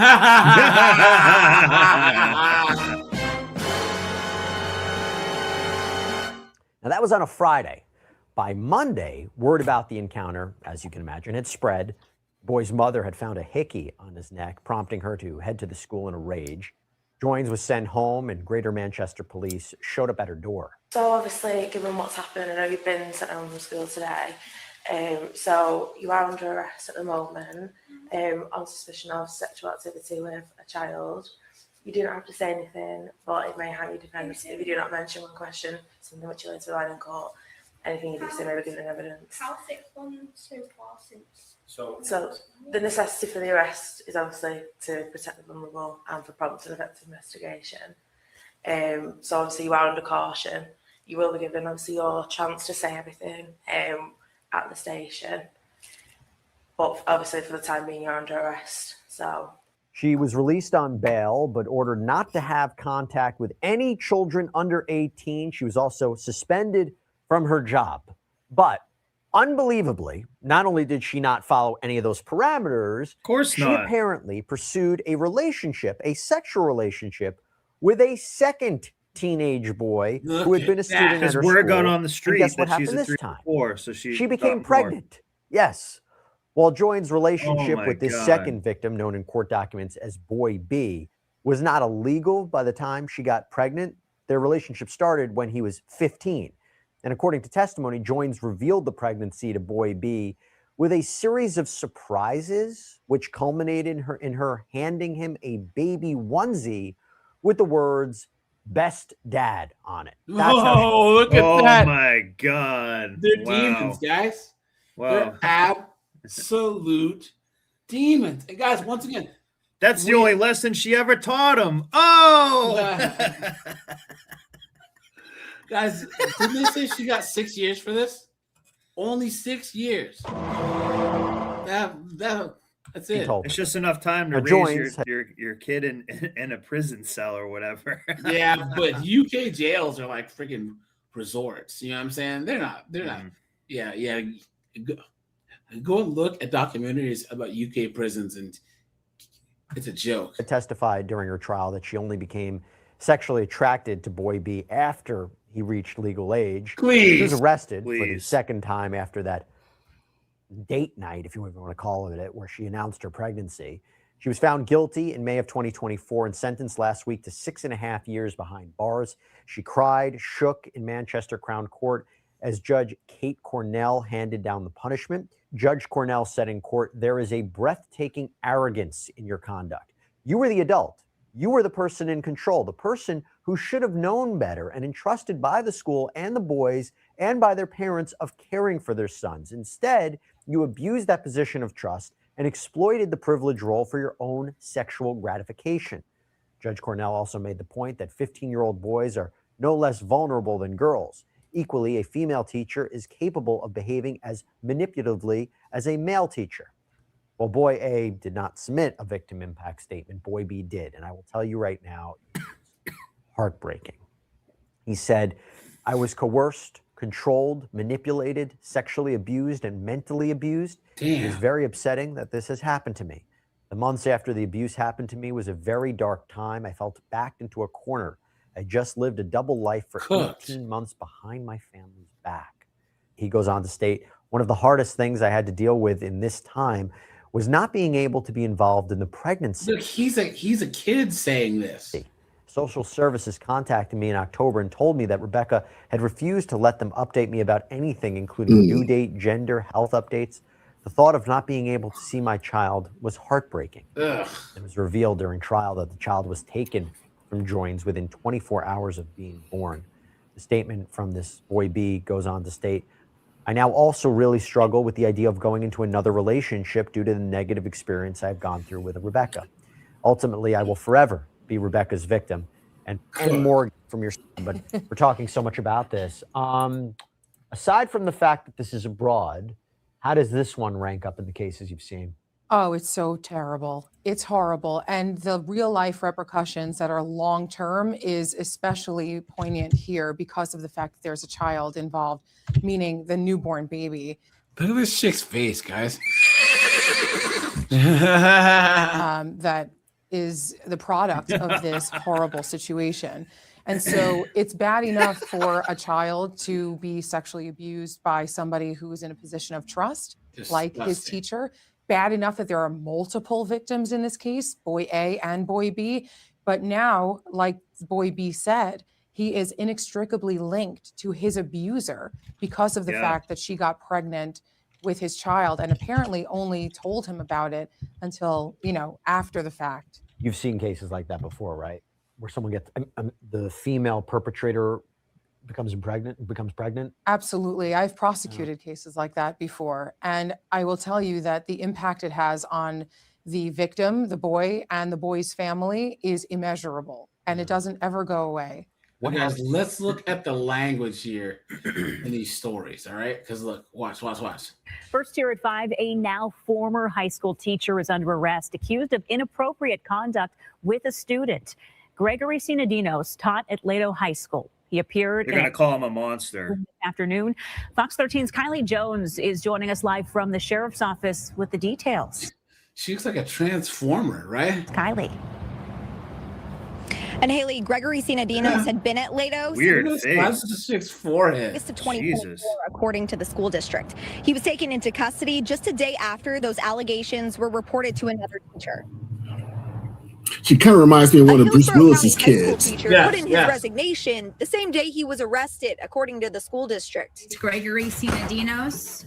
33-year-old Gregory Sinadinos is accused of inappropriate conduct with a 17-year-old female student. We learned that this teacher and teenager had kissed, and at one point this teacher had shown her an inappropriate photo of himself and encouraged her to do the same thing to him. Just disgusting behavior. The school district says Sinadinos was a TV production teacher at Lato High School.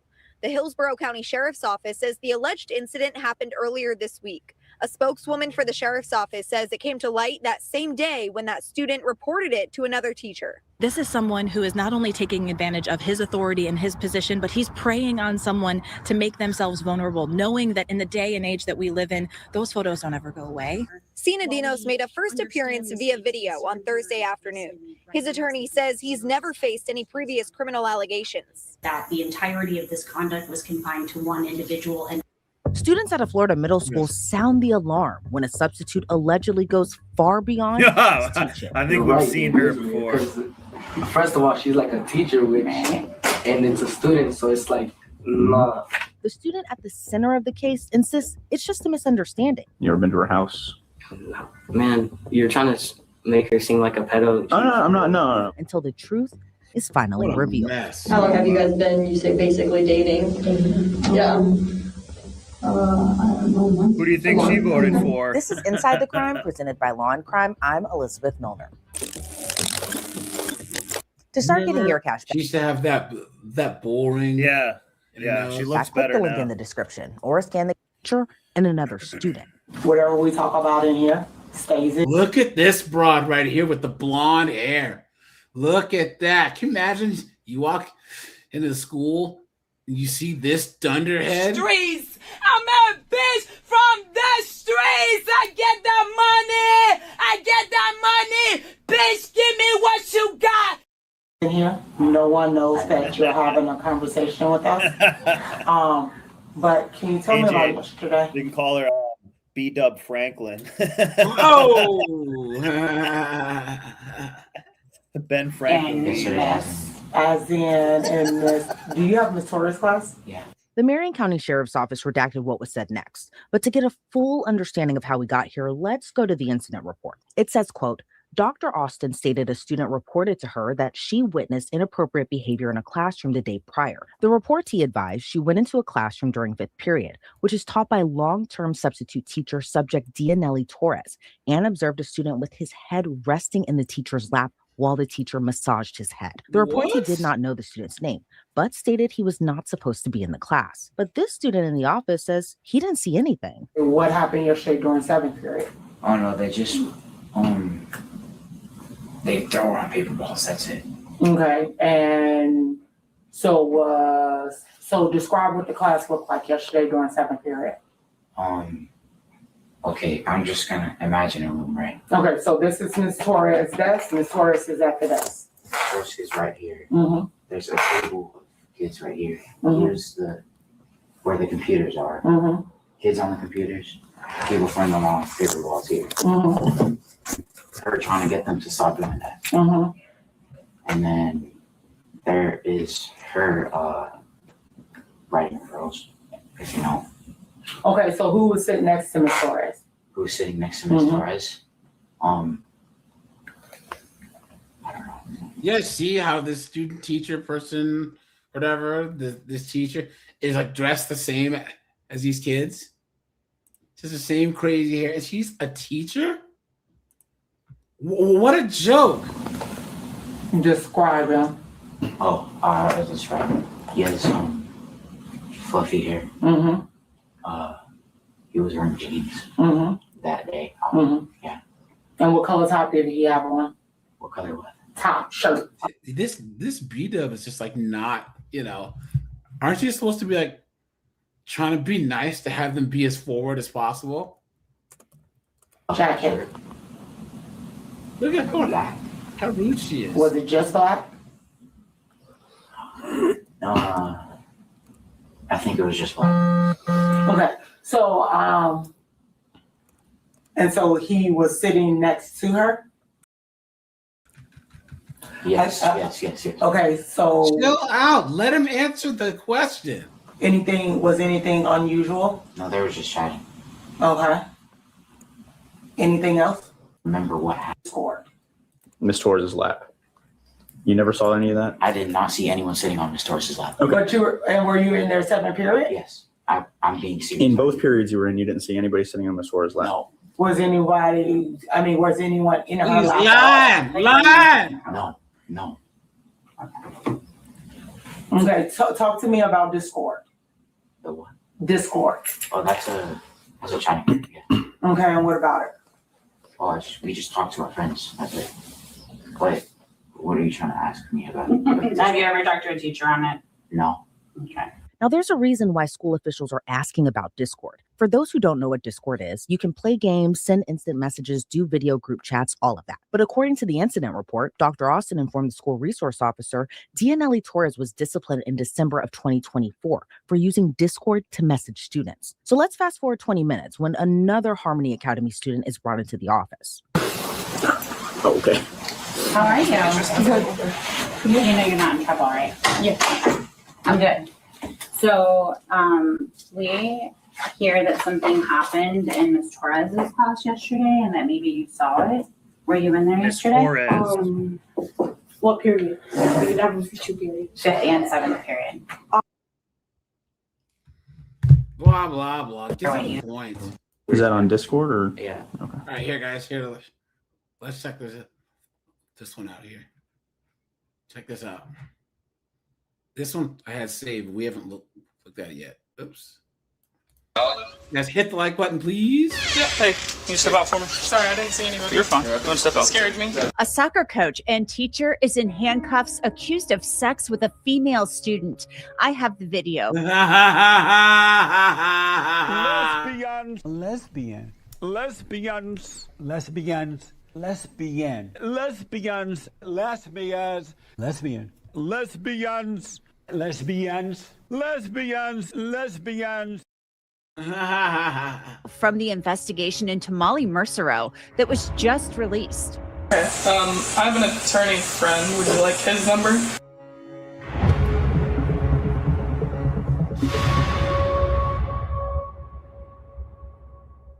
Welcome to Crime Fix. I'm Anjanette Levy. Molly Mercereau faces some serious charges in Florida's Panhandle. It's sadly the type of case we've come to tell you about all too often. A teacher accused of abusing her position and her power over a young person to have an inappropriate relationship with a student. At least that's the allegation from police and prosecutors. Mercereau has been fired from her job at Gulf Breeze High School, where she was. Why would you let this thing around your kids? I mean, guys, let's be honest. Oh, well, we know that in the they're always not the sharpest in the scissorhood, because in the scissorhood, iron dulls iron. Oh.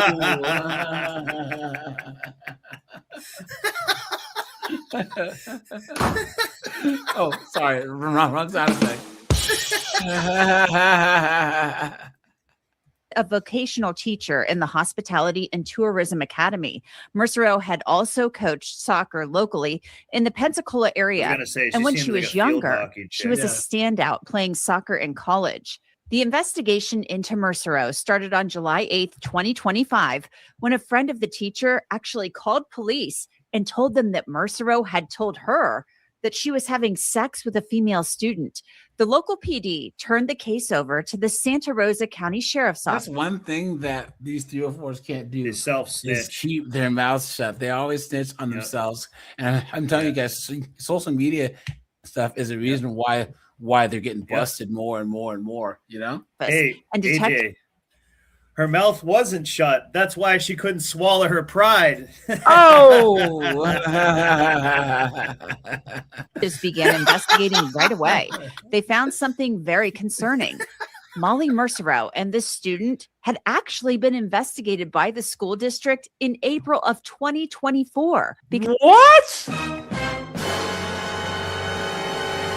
someone reported her to the school administrators after seeing Mercereau in her car with a female student.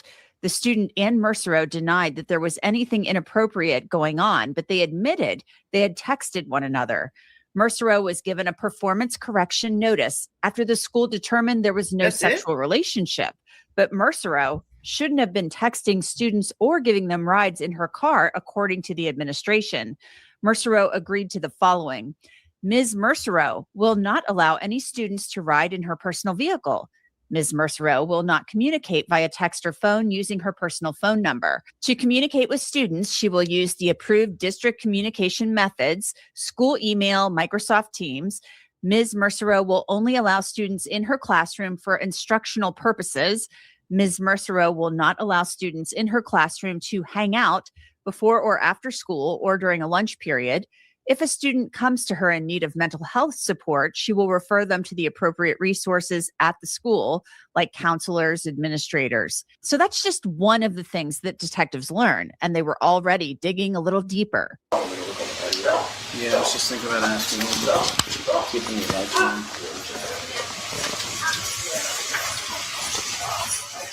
So she got caught making out with a student in like her Subaru and didn't get in trouble really as much as a guy would. Yeah. Look at the other guy. But you think that they would minutes ago that he'd roll down the window and be like, "Ma'am, I'm sensing a strong odor of tuna. Get out of the car, please.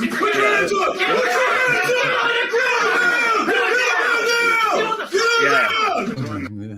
And the cop says, like, I've just about haddock with you. Oh!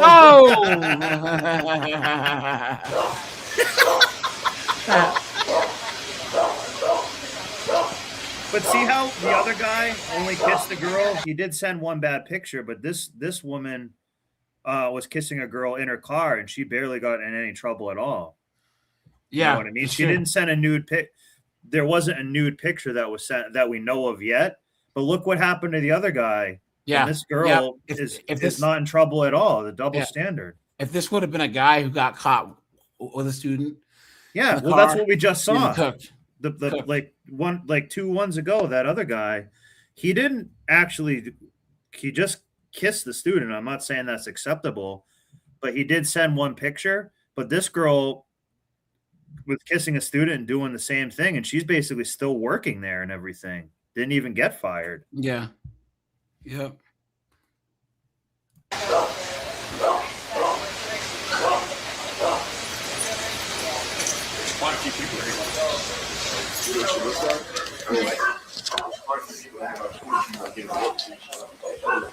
Here, speaking, she's a dog.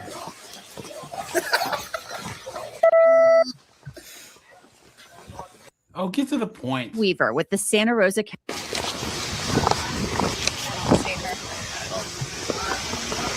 Now, a Detective Weaver with the Santa Rosa County Sheriff's Office went to the student's home on July 14th, 2025 with some really disturbing news. So we found this information the other day.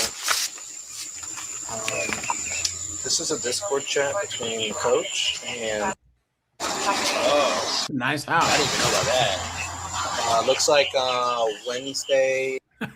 Dante says, and no fishtails, ma'am. Oh! Look at what Equilibrium put before him, though. He's like, I can smell the fish on your breath, man. Step out of the car. Step out of the car. Step out of the Subaru, please. Okay. Yeah, so that ring a bell? Yeah. She picked up a burner phone from the coach. Holy. So they're talking about instructing her to hide it in her panties or in her bra padding. What? So it's either with her now or in her room somewhere. I've got the phone number for it, so I could try calling. Yeah, call it. Do you want to?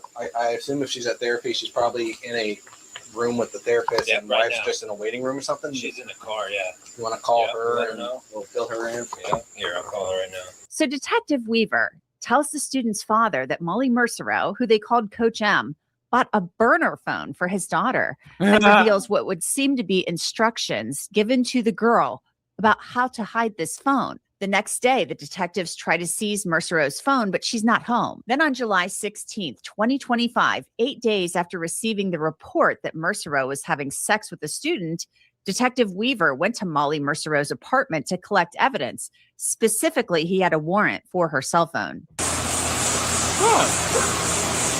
If you can stop. Detective Weaver. Well, I can get into that with you. Probably don't want to hash it all out here in the breezeway, though. Okay. I have an attorney friend. Would you like his number? No. Sure. If you want to work through an attorney, we can do that. I do have a search warrant for electronics in the residence, so we will have to collect those today at a minimum. Okay. Is a dog friend? I can put her in a room. Sure. Came from an ex-girlfriend from her freshman year. All of these things were incredibly concerning, huge red flags. Kids should not be spending all of this time with a teacher, getting notes from them, hidden iPads, burner phones. It's all completely inappropriate. On July 29th, 2025, Santa Rosa County Sheriff's deputies went to Molly Mercereau's apartment to take her into custody. 23 years, just a female that said something inside. Yes.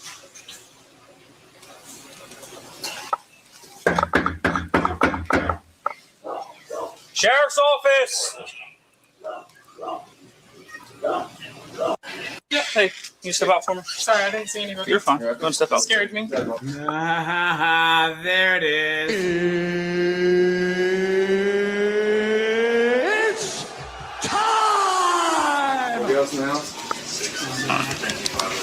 Is there anybody else in the house? I'm sure you're aware. You have an active warrant for your arrest right now. Do you have anything on you that's going to pinch me, poke me, stab me, make me bleed? Knives, guns, needles, anything like that? Okay. All right. So Felony of the second to file a list of charges against Molly Mercereau. She faces 5 charges right now.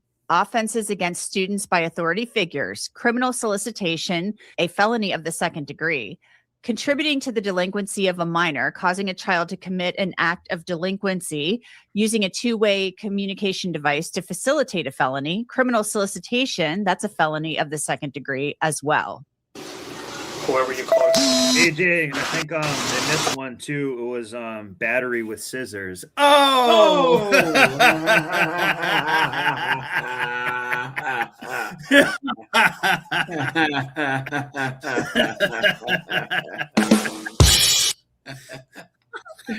Here we go, guys. Here we go. Here we go. Were the thing that then led us to her as they kind of got out onto the children's social media, and then parents saw it and going, what the heck is this? A nude teacher. A former middle school teacher admits to locking her classroom door and having sex with one of her students on graduation day. Michelle Solis had tried to deny the crime for more than a year. Now she's learned her punishment, and the DA who put her away is here to talk about how they found out about the crime. Welcome to Crime Fix. I'm Anjanette Levy. Michelle Solis was an 8th grade teacher in Gridley, California. She was trusted to teach and lead her students. Instead, the district attorney in Butte County said that she preyed on one of her students, a 14-year-old boy, and then had sex with him on graduation day. The incident happened back in June of 2021. Solis and the boy were 29 years apart in age. The DA says Solis, a wife and mother to 2 children herself. Of course. Of course. Are you guys shocked? Are you surprised? I'm not. Look at that, guys. Drop a like on the stream. I'd appreciate that. Hold on. Let's see. Yeah, guys, let's get the likes up, please. I'd really appreciate that. Herself started following the boy on Instagram in the weeks leading up to graduation. The grooming started with messages, and then Solis sent the boy explicit photos of herself, 4 to be exact. DA Mike Ramsey will join me in just a bit. Ramsey said at first the student kind of liked the attention that he was getting online from Michelle Solis. But then on graduation day, Solis committed the ultimate act of betrayal. The 14-year-old boy was brought into her classroom at Sycamore Middle School in Gridley, and Solis locked the door and forced herself on that child. You're going to hear how that student felt about this right from Mike Ramsey. Time would pass, but rumors started to circulate in Gridley. It's a small town. And the photos that Solis had sent to the boy started making the rounds. This was around October of 2023, more than 2 years later. Gridley police started investigating. Solis, knowing it was wrong, told the student to delete their messages. He did not. Police found the messages and the photos on the boy's Instagram account. At first, Solis denied all of this, but in the spring, she pleaded guilty to 1 count of sex with a minor. A judge last week sentenced Solis to the max, 4 years in a California state prison. Her attorney had argued that Solis should get probation because this was only 1 act. Can you imagine? A teacher. Look at that. Someone trusted to teach and provide a safe environment for a student argues to a judge, but I only forced myself on the kid 1 time. And in a classroom, no doubt. Unbelievable. I want to take just a moment to tell you about an amazing lip plumper and proud sponsor of Crime Fix called City Lips. It honestly can burn. Here's how it works. Crime Fix on. Tell me, first of all, your reaction to the sentence. You got the maximum sentence for Michelle Solis. Her attorney had asked for probation. Yeah, actually, her attorney had asked for probation, Right. but in the What'd way she he get? asked for it was probably not the best way. He told the judge, well, it was just one act, only one act. Well, that only one act was at the end of a long series of grooming that had happened. And so the judge was not impressed with that and gave the maximum sentence. Let's talk about the grooming aspect of this, because these days, everybody, and I mean everybody, teachers, students, they have one of these, and everybody's one act. Attorney had asked for probation. Mike Ramsey, he's the district attorney of Butte County. Mike, thanks for coming on. Tell me, first of all, your reaction to the 16%. You got the maximum sentence for Michelle Solis. What was the sentence, guys? She got 4 years. Oh, she got 4 years, guys. 4 years. Absolutely insane. Wow. Wow. What a joke. Her attorney had asked for probation. Yeah, actually, her attorney had asked for probation, but in the way he asked for it was probably not the best way. He told the judge, well, it was just one act, only one act. Well, that only one act was at the end of a long series of grooming that had happened. And so the judge was not impressed with that and gave the maximum sentence. Let's talk about the grooming aspect of this, because these days, everybody, and I mean everybody, teachers, students, they have one of these, and everybody's on social media. And so I don't know. When I was a kid, we didn't have social media and we didn't have cell phones. So my teachers never called me at home on the phone to talk to me, to chat with me. But these days, it sounds like a lot of these cases start with the teachers interacting with the students on social media. So that's how this started. She reached out to him on Instagram, started sending messages, and then it developed into explicit photographs. Is this normal? Is this what teachers do these days? I mean, are teachers actually communicating with their students on their cell phones and on social media when we're talking about like a normal teacher-student relationship? No. And that became apparent in our investigation that she had been warned at other times to not. So she was warned before and did it again. Guys, I'm done with this. Guys, who wants to see a nurse get arrested? Hold on. Let's cleanse the palate here, guys. This is just driving me nuts. Hold on. Here we go, guys. I'm just gonna follow him right now. I was just gonna secret. Anything else on this topic? Nah, this is, like I said before, it's just pathetic. A perpetual blurring of lines. Yeah. And, at the end of the day, until we start making these, until we start making it painful for these thunderheads to be committing these heinous acts, it's going to keep going because they're getting the equivalent of slaps on the wrist. Yeah. And and you mentioned something earlier.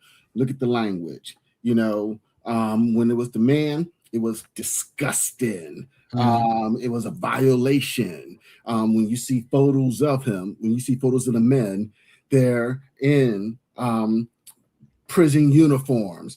They're in court with those bulletproof vests looking totally unflattering. Whereas with these women, they got, they don't look nothing like that. And so we've normalized it. Yep. Guys, let's just do this real quick. Shall we? That's the sound of the police. Here we go. Give you a warning for your headlight. As I sat here, sit at one of the supervisor, and you do all this for my ID. I want to be a nurse. On April 13th, 2025, an officer in Ohio was on routine patrol when she spotted a silver sedan driving with a broken passenger side headlight. What should have been a routine standard 5-minute warning was about to escalate into a hostile confrontation when the driver chose to challenge the officer's authority. Here's what the officers did next. Hi there, Oxford Hamilton Police Department. So the reason I'm stopping is you have a headlight out. I don't know if you knew that or not. No, I didn't know that. Is that an Ultima? Is that an Ultima, guys? Of course it is, right? Of course it is. Well.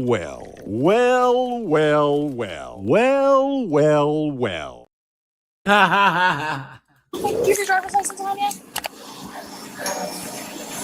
Where are you headed? Right here to the gas station. I have no gas. You have no gas. Oh, goodness. Yeah, Oh, my that's goodness. Yeah. Okay. Do you just have your driver's license on you? I can find it. Can I get out the car real quick? Nope. You're going to stay in the car for me. Why can I see what I'm getting put over for? Yeah, I'll show you here in just a second. I just got to identify you first, okay? What's your social? All she has to do is comply. All she has to do, guys. All she has to do. 8-bit madness, dude. All the B-dubs and dunderheaded broads drive Ultimas. They're Tokyo drifting Ultimas through the streets. You know what I'm saying? So. Can I see what I'm getting put over first for? Okay, but what's your social? Can I see what I'm getting put over for? I will let you get out of the car here in just a second and see. But I need to. I need to identify you. That's fine. Before you identify me, are you the RO of the vehicle? I know. Can I see Are you the put over for? Are you the RO of the vehicle? What's your first name? My lawyer's on the phone right now. Okay, and my question is, I'm just asking, are you the RO of the vehicle? My question is, can I see what I'm getting put over? You said I'm getting put over for my light, right? Yes. So all I asked, and that's all. The only question is, can I see my light? And I will let And you here's see the your crazy light. part. If she would have cooperated and her stuff was legal, she just would have got a warning more than likely. Because I've been in situations where like one of my brake lights were out, and I didn't know, and it's logical. It's not like you can hit your brakes and then run back and look at your lights. You don't know unless someone tells you. And so I've always gotten a warning, and I went and got taken care of the next day or the day after that. Yeah, it's true. Me too. See, okay, with my hands up. I'm trying to identify you, and I'm just asking you a simple question. Are you the RO of the vehicle? Can I see? Do you own this vehicle? Yes or no? That is a simple question, and I will let you get out of the car and look at your light. I just need to know if you are the RO of the vehicle. Right now? Because if you don't identify yourself, you can be arrested for obstructing official business. Yeah, it's obstructing, especially when you're trying to do an investigation on a criminal. No, it's you have to identify yourself. You can also tell me when I suspect myself. Okay, or you said it's for a headlight. And you have the scent of alcohol coming off of your breath as well. So and you can also breathalyze me, sweetheart. You can check. Fine. So my whole point is so uncalled for. This all I asked for the simple question, Mom. My file. I'm sorry, Mom. But you're my lawyer. So the only question I asked was, can I see you? She said, and I told you, and she told me I got a headlight put. She said my headlight is out. I asked, can I see that? And my headlight is out. And she won't let me get out the car. I'm trying to identify you. I'm asking you telling me that I can't get out the car to see that what your traffic card is. I'm trying to identify who you are. You know you're the same lady that that did that shit before to me, and she got dismissed right in front of my house. You're the same exact. When did I pull you over before? I don't ever remember. In front of my house. This is like 6 months ago. 6 months ago? Yes, it was. Where was your house at? I don't have to tell you that. Okay. But you did this when you had a partner with you 6 months ago. You were the same lady 6 months ago, and you denied my shit. And guess what? I went to court and it got dismissed. I mean, if I can identify you, I was just going to give you a warning for your headlight, but that exactly. What did I just say? You need to. Yeah. I literally just need to identify you. Make sure you have a valid driver's license, and that's fine. And my whole point was, all I said was, can I see my light? That's all I said. And I said, let me identify you first. Make sure I know who you are. That I can't get out my own car, but you want to? This is a traffic stop, ma'am. And that's fine. You're not allowed to just get out of the vehicle. And that's fine. For officer safety. Call your supervisor then. Okay, well then you're gonna be getting out of the vehicle and you're gonna be going in for obstructing official business. That's how we're gonna play. That's what we're how you wanna play. That's how we're gonna play it. We're not that's right. Go ahead and step on out of the vehicle. I'm getting arrested for obstructing the business. All right, yes. Yes. Yep. What an absolute clown. It's time! Who are you saying? Men, how many times have I said, don't turn warnings into misdemeanors and don't turn misdemeanors into felonies? Yeah. Also, gentlemen, do not deal with or date thunderheads like this. When you're dealing with one of these B-dubs that is feral and wild and obnoxious, you know something? Go ahead. If you do deal with them, you deserve just what you got. Yeah. Yep. You can go ahead and hang up your phone. Nope. Yep. And failure to identify yourself. Yes. And if you are the owner of the vehicle, you are suspended as well. So. Very stupid. I'm getting arrested right now. I'm stupid on the life. All right, stop. And they're arresting me because I didn't have ID. Everything was recorded. Make sure you record it too. Let's go. I'm getting arrested because I didn't show my ID. Come on. We're not doing this. We're not doing this. Can I ask for a supervisor? No, you can talk to a supervisor. So I can ask for a supervisor. All right, so you can talk to one at headquarters. Let's go. I can ask for a supervisor now. So you can talk to one when we get to our headquarters. I'm asking. So right now, me asking for a supervisor. I can ask for one. Me asking for a supervisor. I can ask for one. You can ask for one. So me right now, me against the. So this is against the law. I'm asking for a supervisor right now. I said you can talk to one at headquarters. No, We're it's not our policy to have one come out here. We don't have to have one come out. I love how there's two of them. Oh yeah, but hey, wait a minute. Hold on. Whoa. Hey, Ponytail Patrol can get it. And you got to keep the uniform on and the handcuffs. Oh, right now, you nasty. This one, she's kind of playing Jane, but Blondie can get it. Obstructing justice. You're obstructing official business, not Me asking for a supervisor. Let's go. I'm following the plan. 19, we're fighting one. Can we get some more units? I'm not asking for a supervisor. You can get a supervisor at and you're pulling me. That's fine, but you're pulling me like Now this. she just caught another charge. Resistance without violence. Okay, well, you're also, let's stand up. Let's go. How old are you? I'll wait till the supervisor gets here. Okay, supervisor's not coming here. So now You're either going to get dragged into the vehicle. We don't have to have a supervisor come out here right now. You need to get up off the ground. You're getting into the back of the cruiser now. A supervisor is not coming out here to talk to you. Now you're dragging me. Y'all doing more, but y'all doing more better for me. So go ahead, keep dragging me. Okay, well, I mean, you keep can try using your feet. Use your feet. This is why the Ponytail Patrol is useless, guys. They can't even drag a B-dub, you know? This supervisor, I asked you the first time before this lady came out here, before you added this lady, I asked for a supervisor. All you did was ask for my ID. And all you did was ask for my ID. And you do all this for my ID. You do all of this for my ID. So, you want to be a part of this? Do you really want to be a part of this? I'm asking you a question. I'm asking you a question. You don't know. Okay. So go ahead and lift me up and do all that. Yeah, you're gonna wait because you know the law. You know the law. Yeah, we do know the law. So you're gonna wait. I know the law too, so you're gonna wait. Once the people get here, we'll put you in the car. Okay, when they get there, then we can do that. Okay, and then that's simple. Okay, and that's all I wanted from the jump. And you did extra. You didn't do nothing. You wasn't here when she did all that. Sweetheart. We're just gonna put her. No, you're not. Yes, we are. So now you're gonna drag my feet. You got it. Oh, y'all making it so much better for me for my hair. This making it so much better for me. So I'm guessing you are Antika. Is that how you say your name? I'm not saying nothing to you. Okay, perfect. Let's see if we have an ID in our purse. It's in the passenger seat.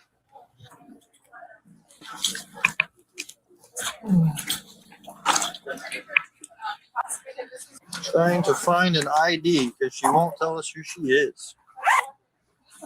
There she is.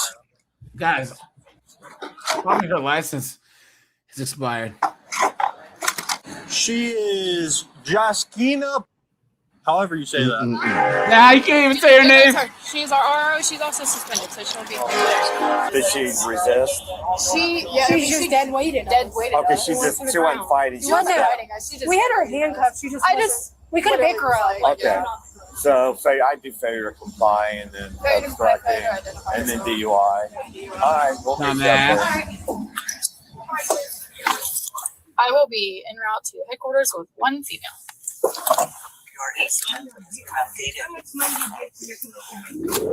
I don't get nothing.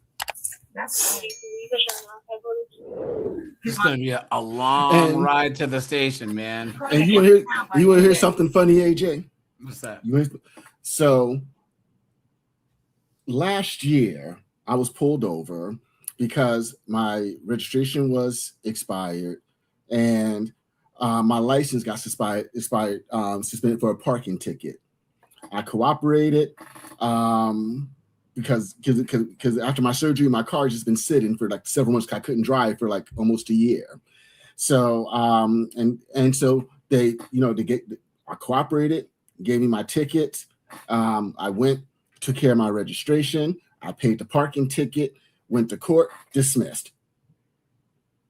I wasn't going to argue and buck up or anything along those lines. Yes, officer, no officer. I was on my way, I'm a disabled vet. I was on my way to the doctor for my and went to court, got dismissed.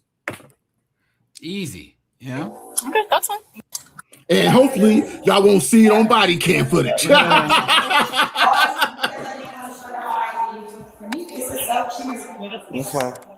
And that's all that we're driving in suspension.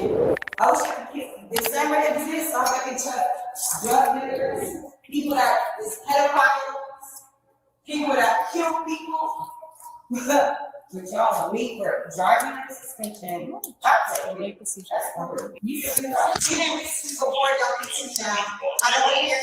You didn't remember my rights when I got arrested. I don't want to hear it now. Too late. Did you read it to me when I got arrested? You didn't have to. So when I got arrested, you didn't have to read me my rights. I don't want to talk to her. I don't like her as I told her. When I got arrested, I can get my rights read it to me. Don't read it to me now. I know my rights. After you read my rights, once I got into the place. Thank you. Yeah, look, you just saying. You just saying just to say it. We're gonna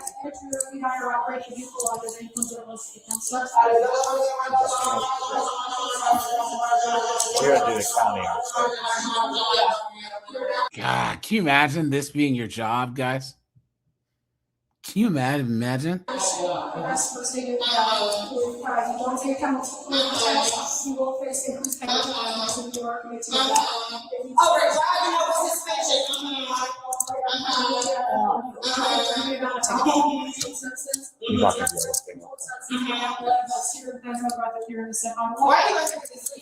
couldn't she read it? She the one that did this shit. Why did she let her read it? Why you gonna let her finish reading this?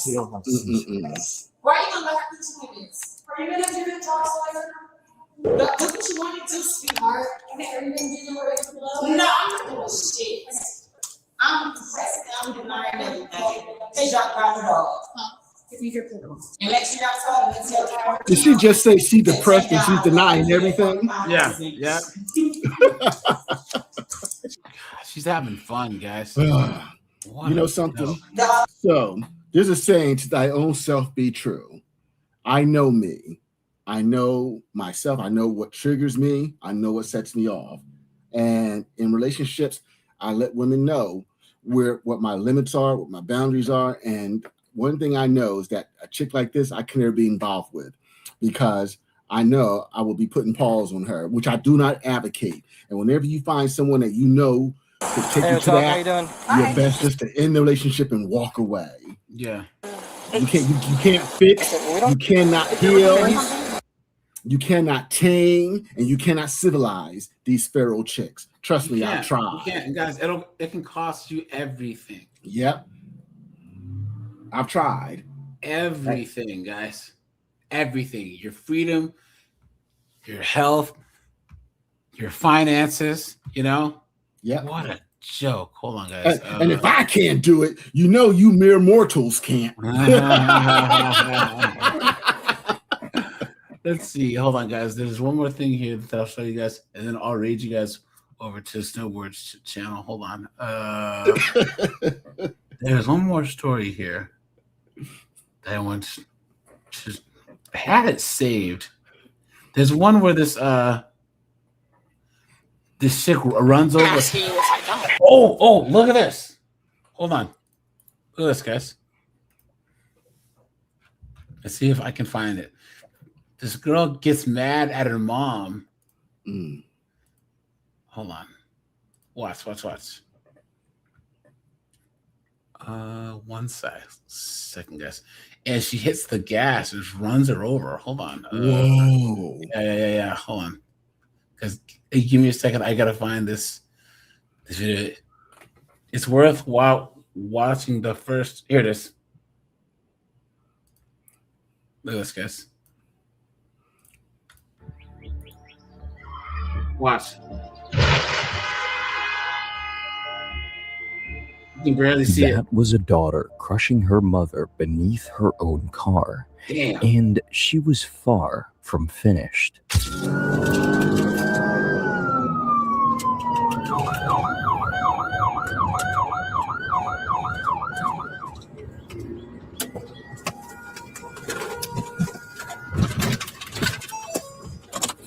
They're all right. Come on, pinned against the wall. Go in there. I don't know if she's hot or crazy what. She's saying she's trying to get back to her. We have somebody pinned against the wall. Reverse and back up. Everybody up gets pinned. All right.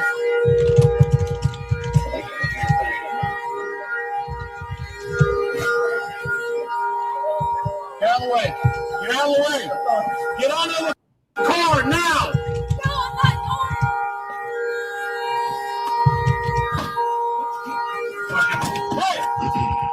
Get out of the car! Get out of the car! Go back to Earth! Okay. Go! All right. Watch. Stop! Look at that, guys. Wait, did she just take the door off? Damn! Look at that.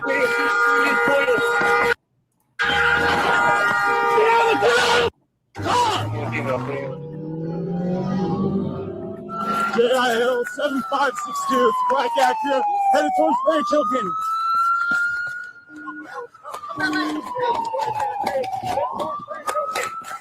Mary 16, having him now. Ma'am? Whoa. Look at that, guys. Look. All right. Can't move.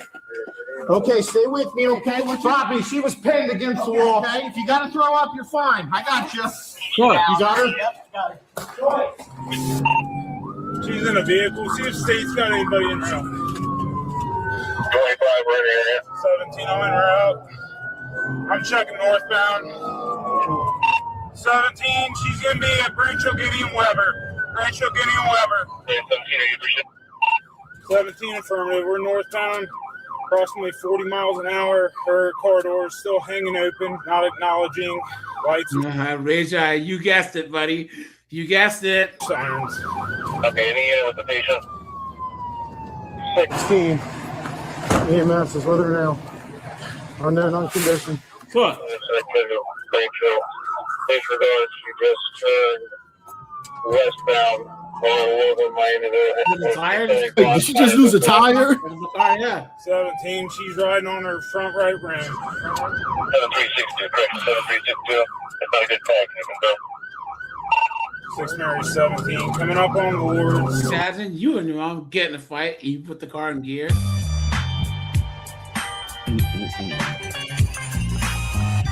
Speeds of 40. Approaching orange speeds on 40. That's not a good tag. Keeps coming back, not file. Look at that. 6 Mary 17, she's ramping on to 275. Northbound speeds increasing to 60. 6 Mary 17, she's about to lose control. Yep.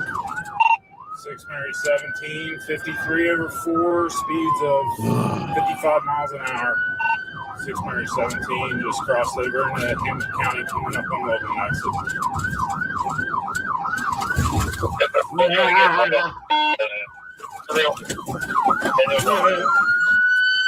Run, Forrest, run.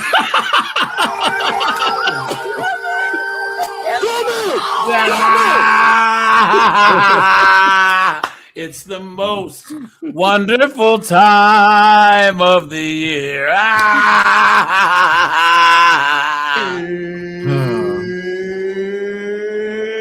It's time! Let's go!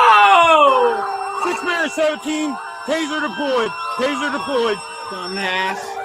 Taser deployed. Suspect will have to Get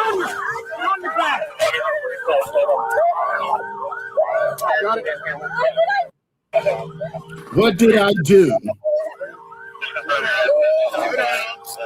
Go down. You're good. Okay, come on.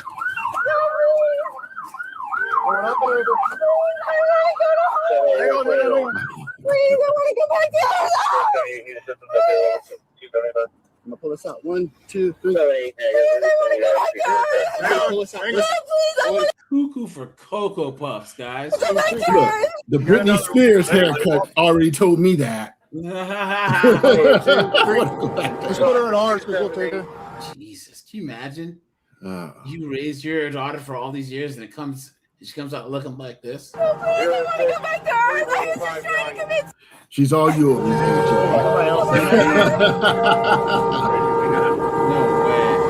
No way. 2 years prior to the incident, Yeah, guys, we'll go over. I have a couple of these ones with parents. Wait, that note just said that was her first time running someone over. Let's see. after he broke up with her. Oh, she hit her boyfriend with the car too. In January 2023, she pleaded guilty and was sentenced to 8 months in jail. That's it? Less than a year after her release, the incident involving Joyce occurred. Look at that, guys. Anna was arrested and charged with aggravated murder and 2 counts of Oh, her felonious mom died. Look at that. assault. Her bond was set at $5 million. Holy moly. 1 month after her arrest, Anna underwent psychiatric evaluations, and the results determined that she was incompetent to stand trial. After several months of rehabilitation, she became stable enough for the case to resume. Prosecutors highlighted that Anna stopped taking her medications despite knowing what could happen, and that she had done so multiple times before. On August 19, 2025, she was sentenced to 21 to 26 years in prison after pleading guilty to involuntary manslaughter and felonious assault. First, I'd like to say I have lots of remorse. Guys, what do you think? Was it 21 to how long? 21 to 60 years? Yeah, they did look at her. Yeah, good. For what happened and regret. Especially for a vehicular. It's usually not harsh enough. Regret what happened. Never again will I commit any crime. Losing my mom was the worst thing that ever happened to me. The lie detector determined that was a lie. And I cry daily. I love my mom dearly. At the time of the events, I was in psychosis. This was a horrible accident. This event has deeply affected me, and I had a blah blah blah. All right, guys. I'll read you guys over to Snowboard's channel. Guys, no live stream tomorrow, guys. And I'll put a posting on the community tab. Yeah, guys, no live stream tomorrow, but and AJ, Friday we'll regular. And then when is Memorial Day? That's Monday. This Monday? Yes. Is it? Well, I know we're off on Monday. Is it? Hold on. No, it's next Monday. Yeah, guys, we'll have a Memorial Day live stream. So all you guys, all you veterans, please call in. So, what were you saying, Secret? Yeah, and gentlemen, I was seriously involved with someone who suffered from mental illness. Don't do it. Don't do it. Don't do it. You cannot save them. They do not stay on their medication. Just don't do it. Yeah, it's not worth it. All right, guys. Appreciate you. Bye, guys. Take it easy.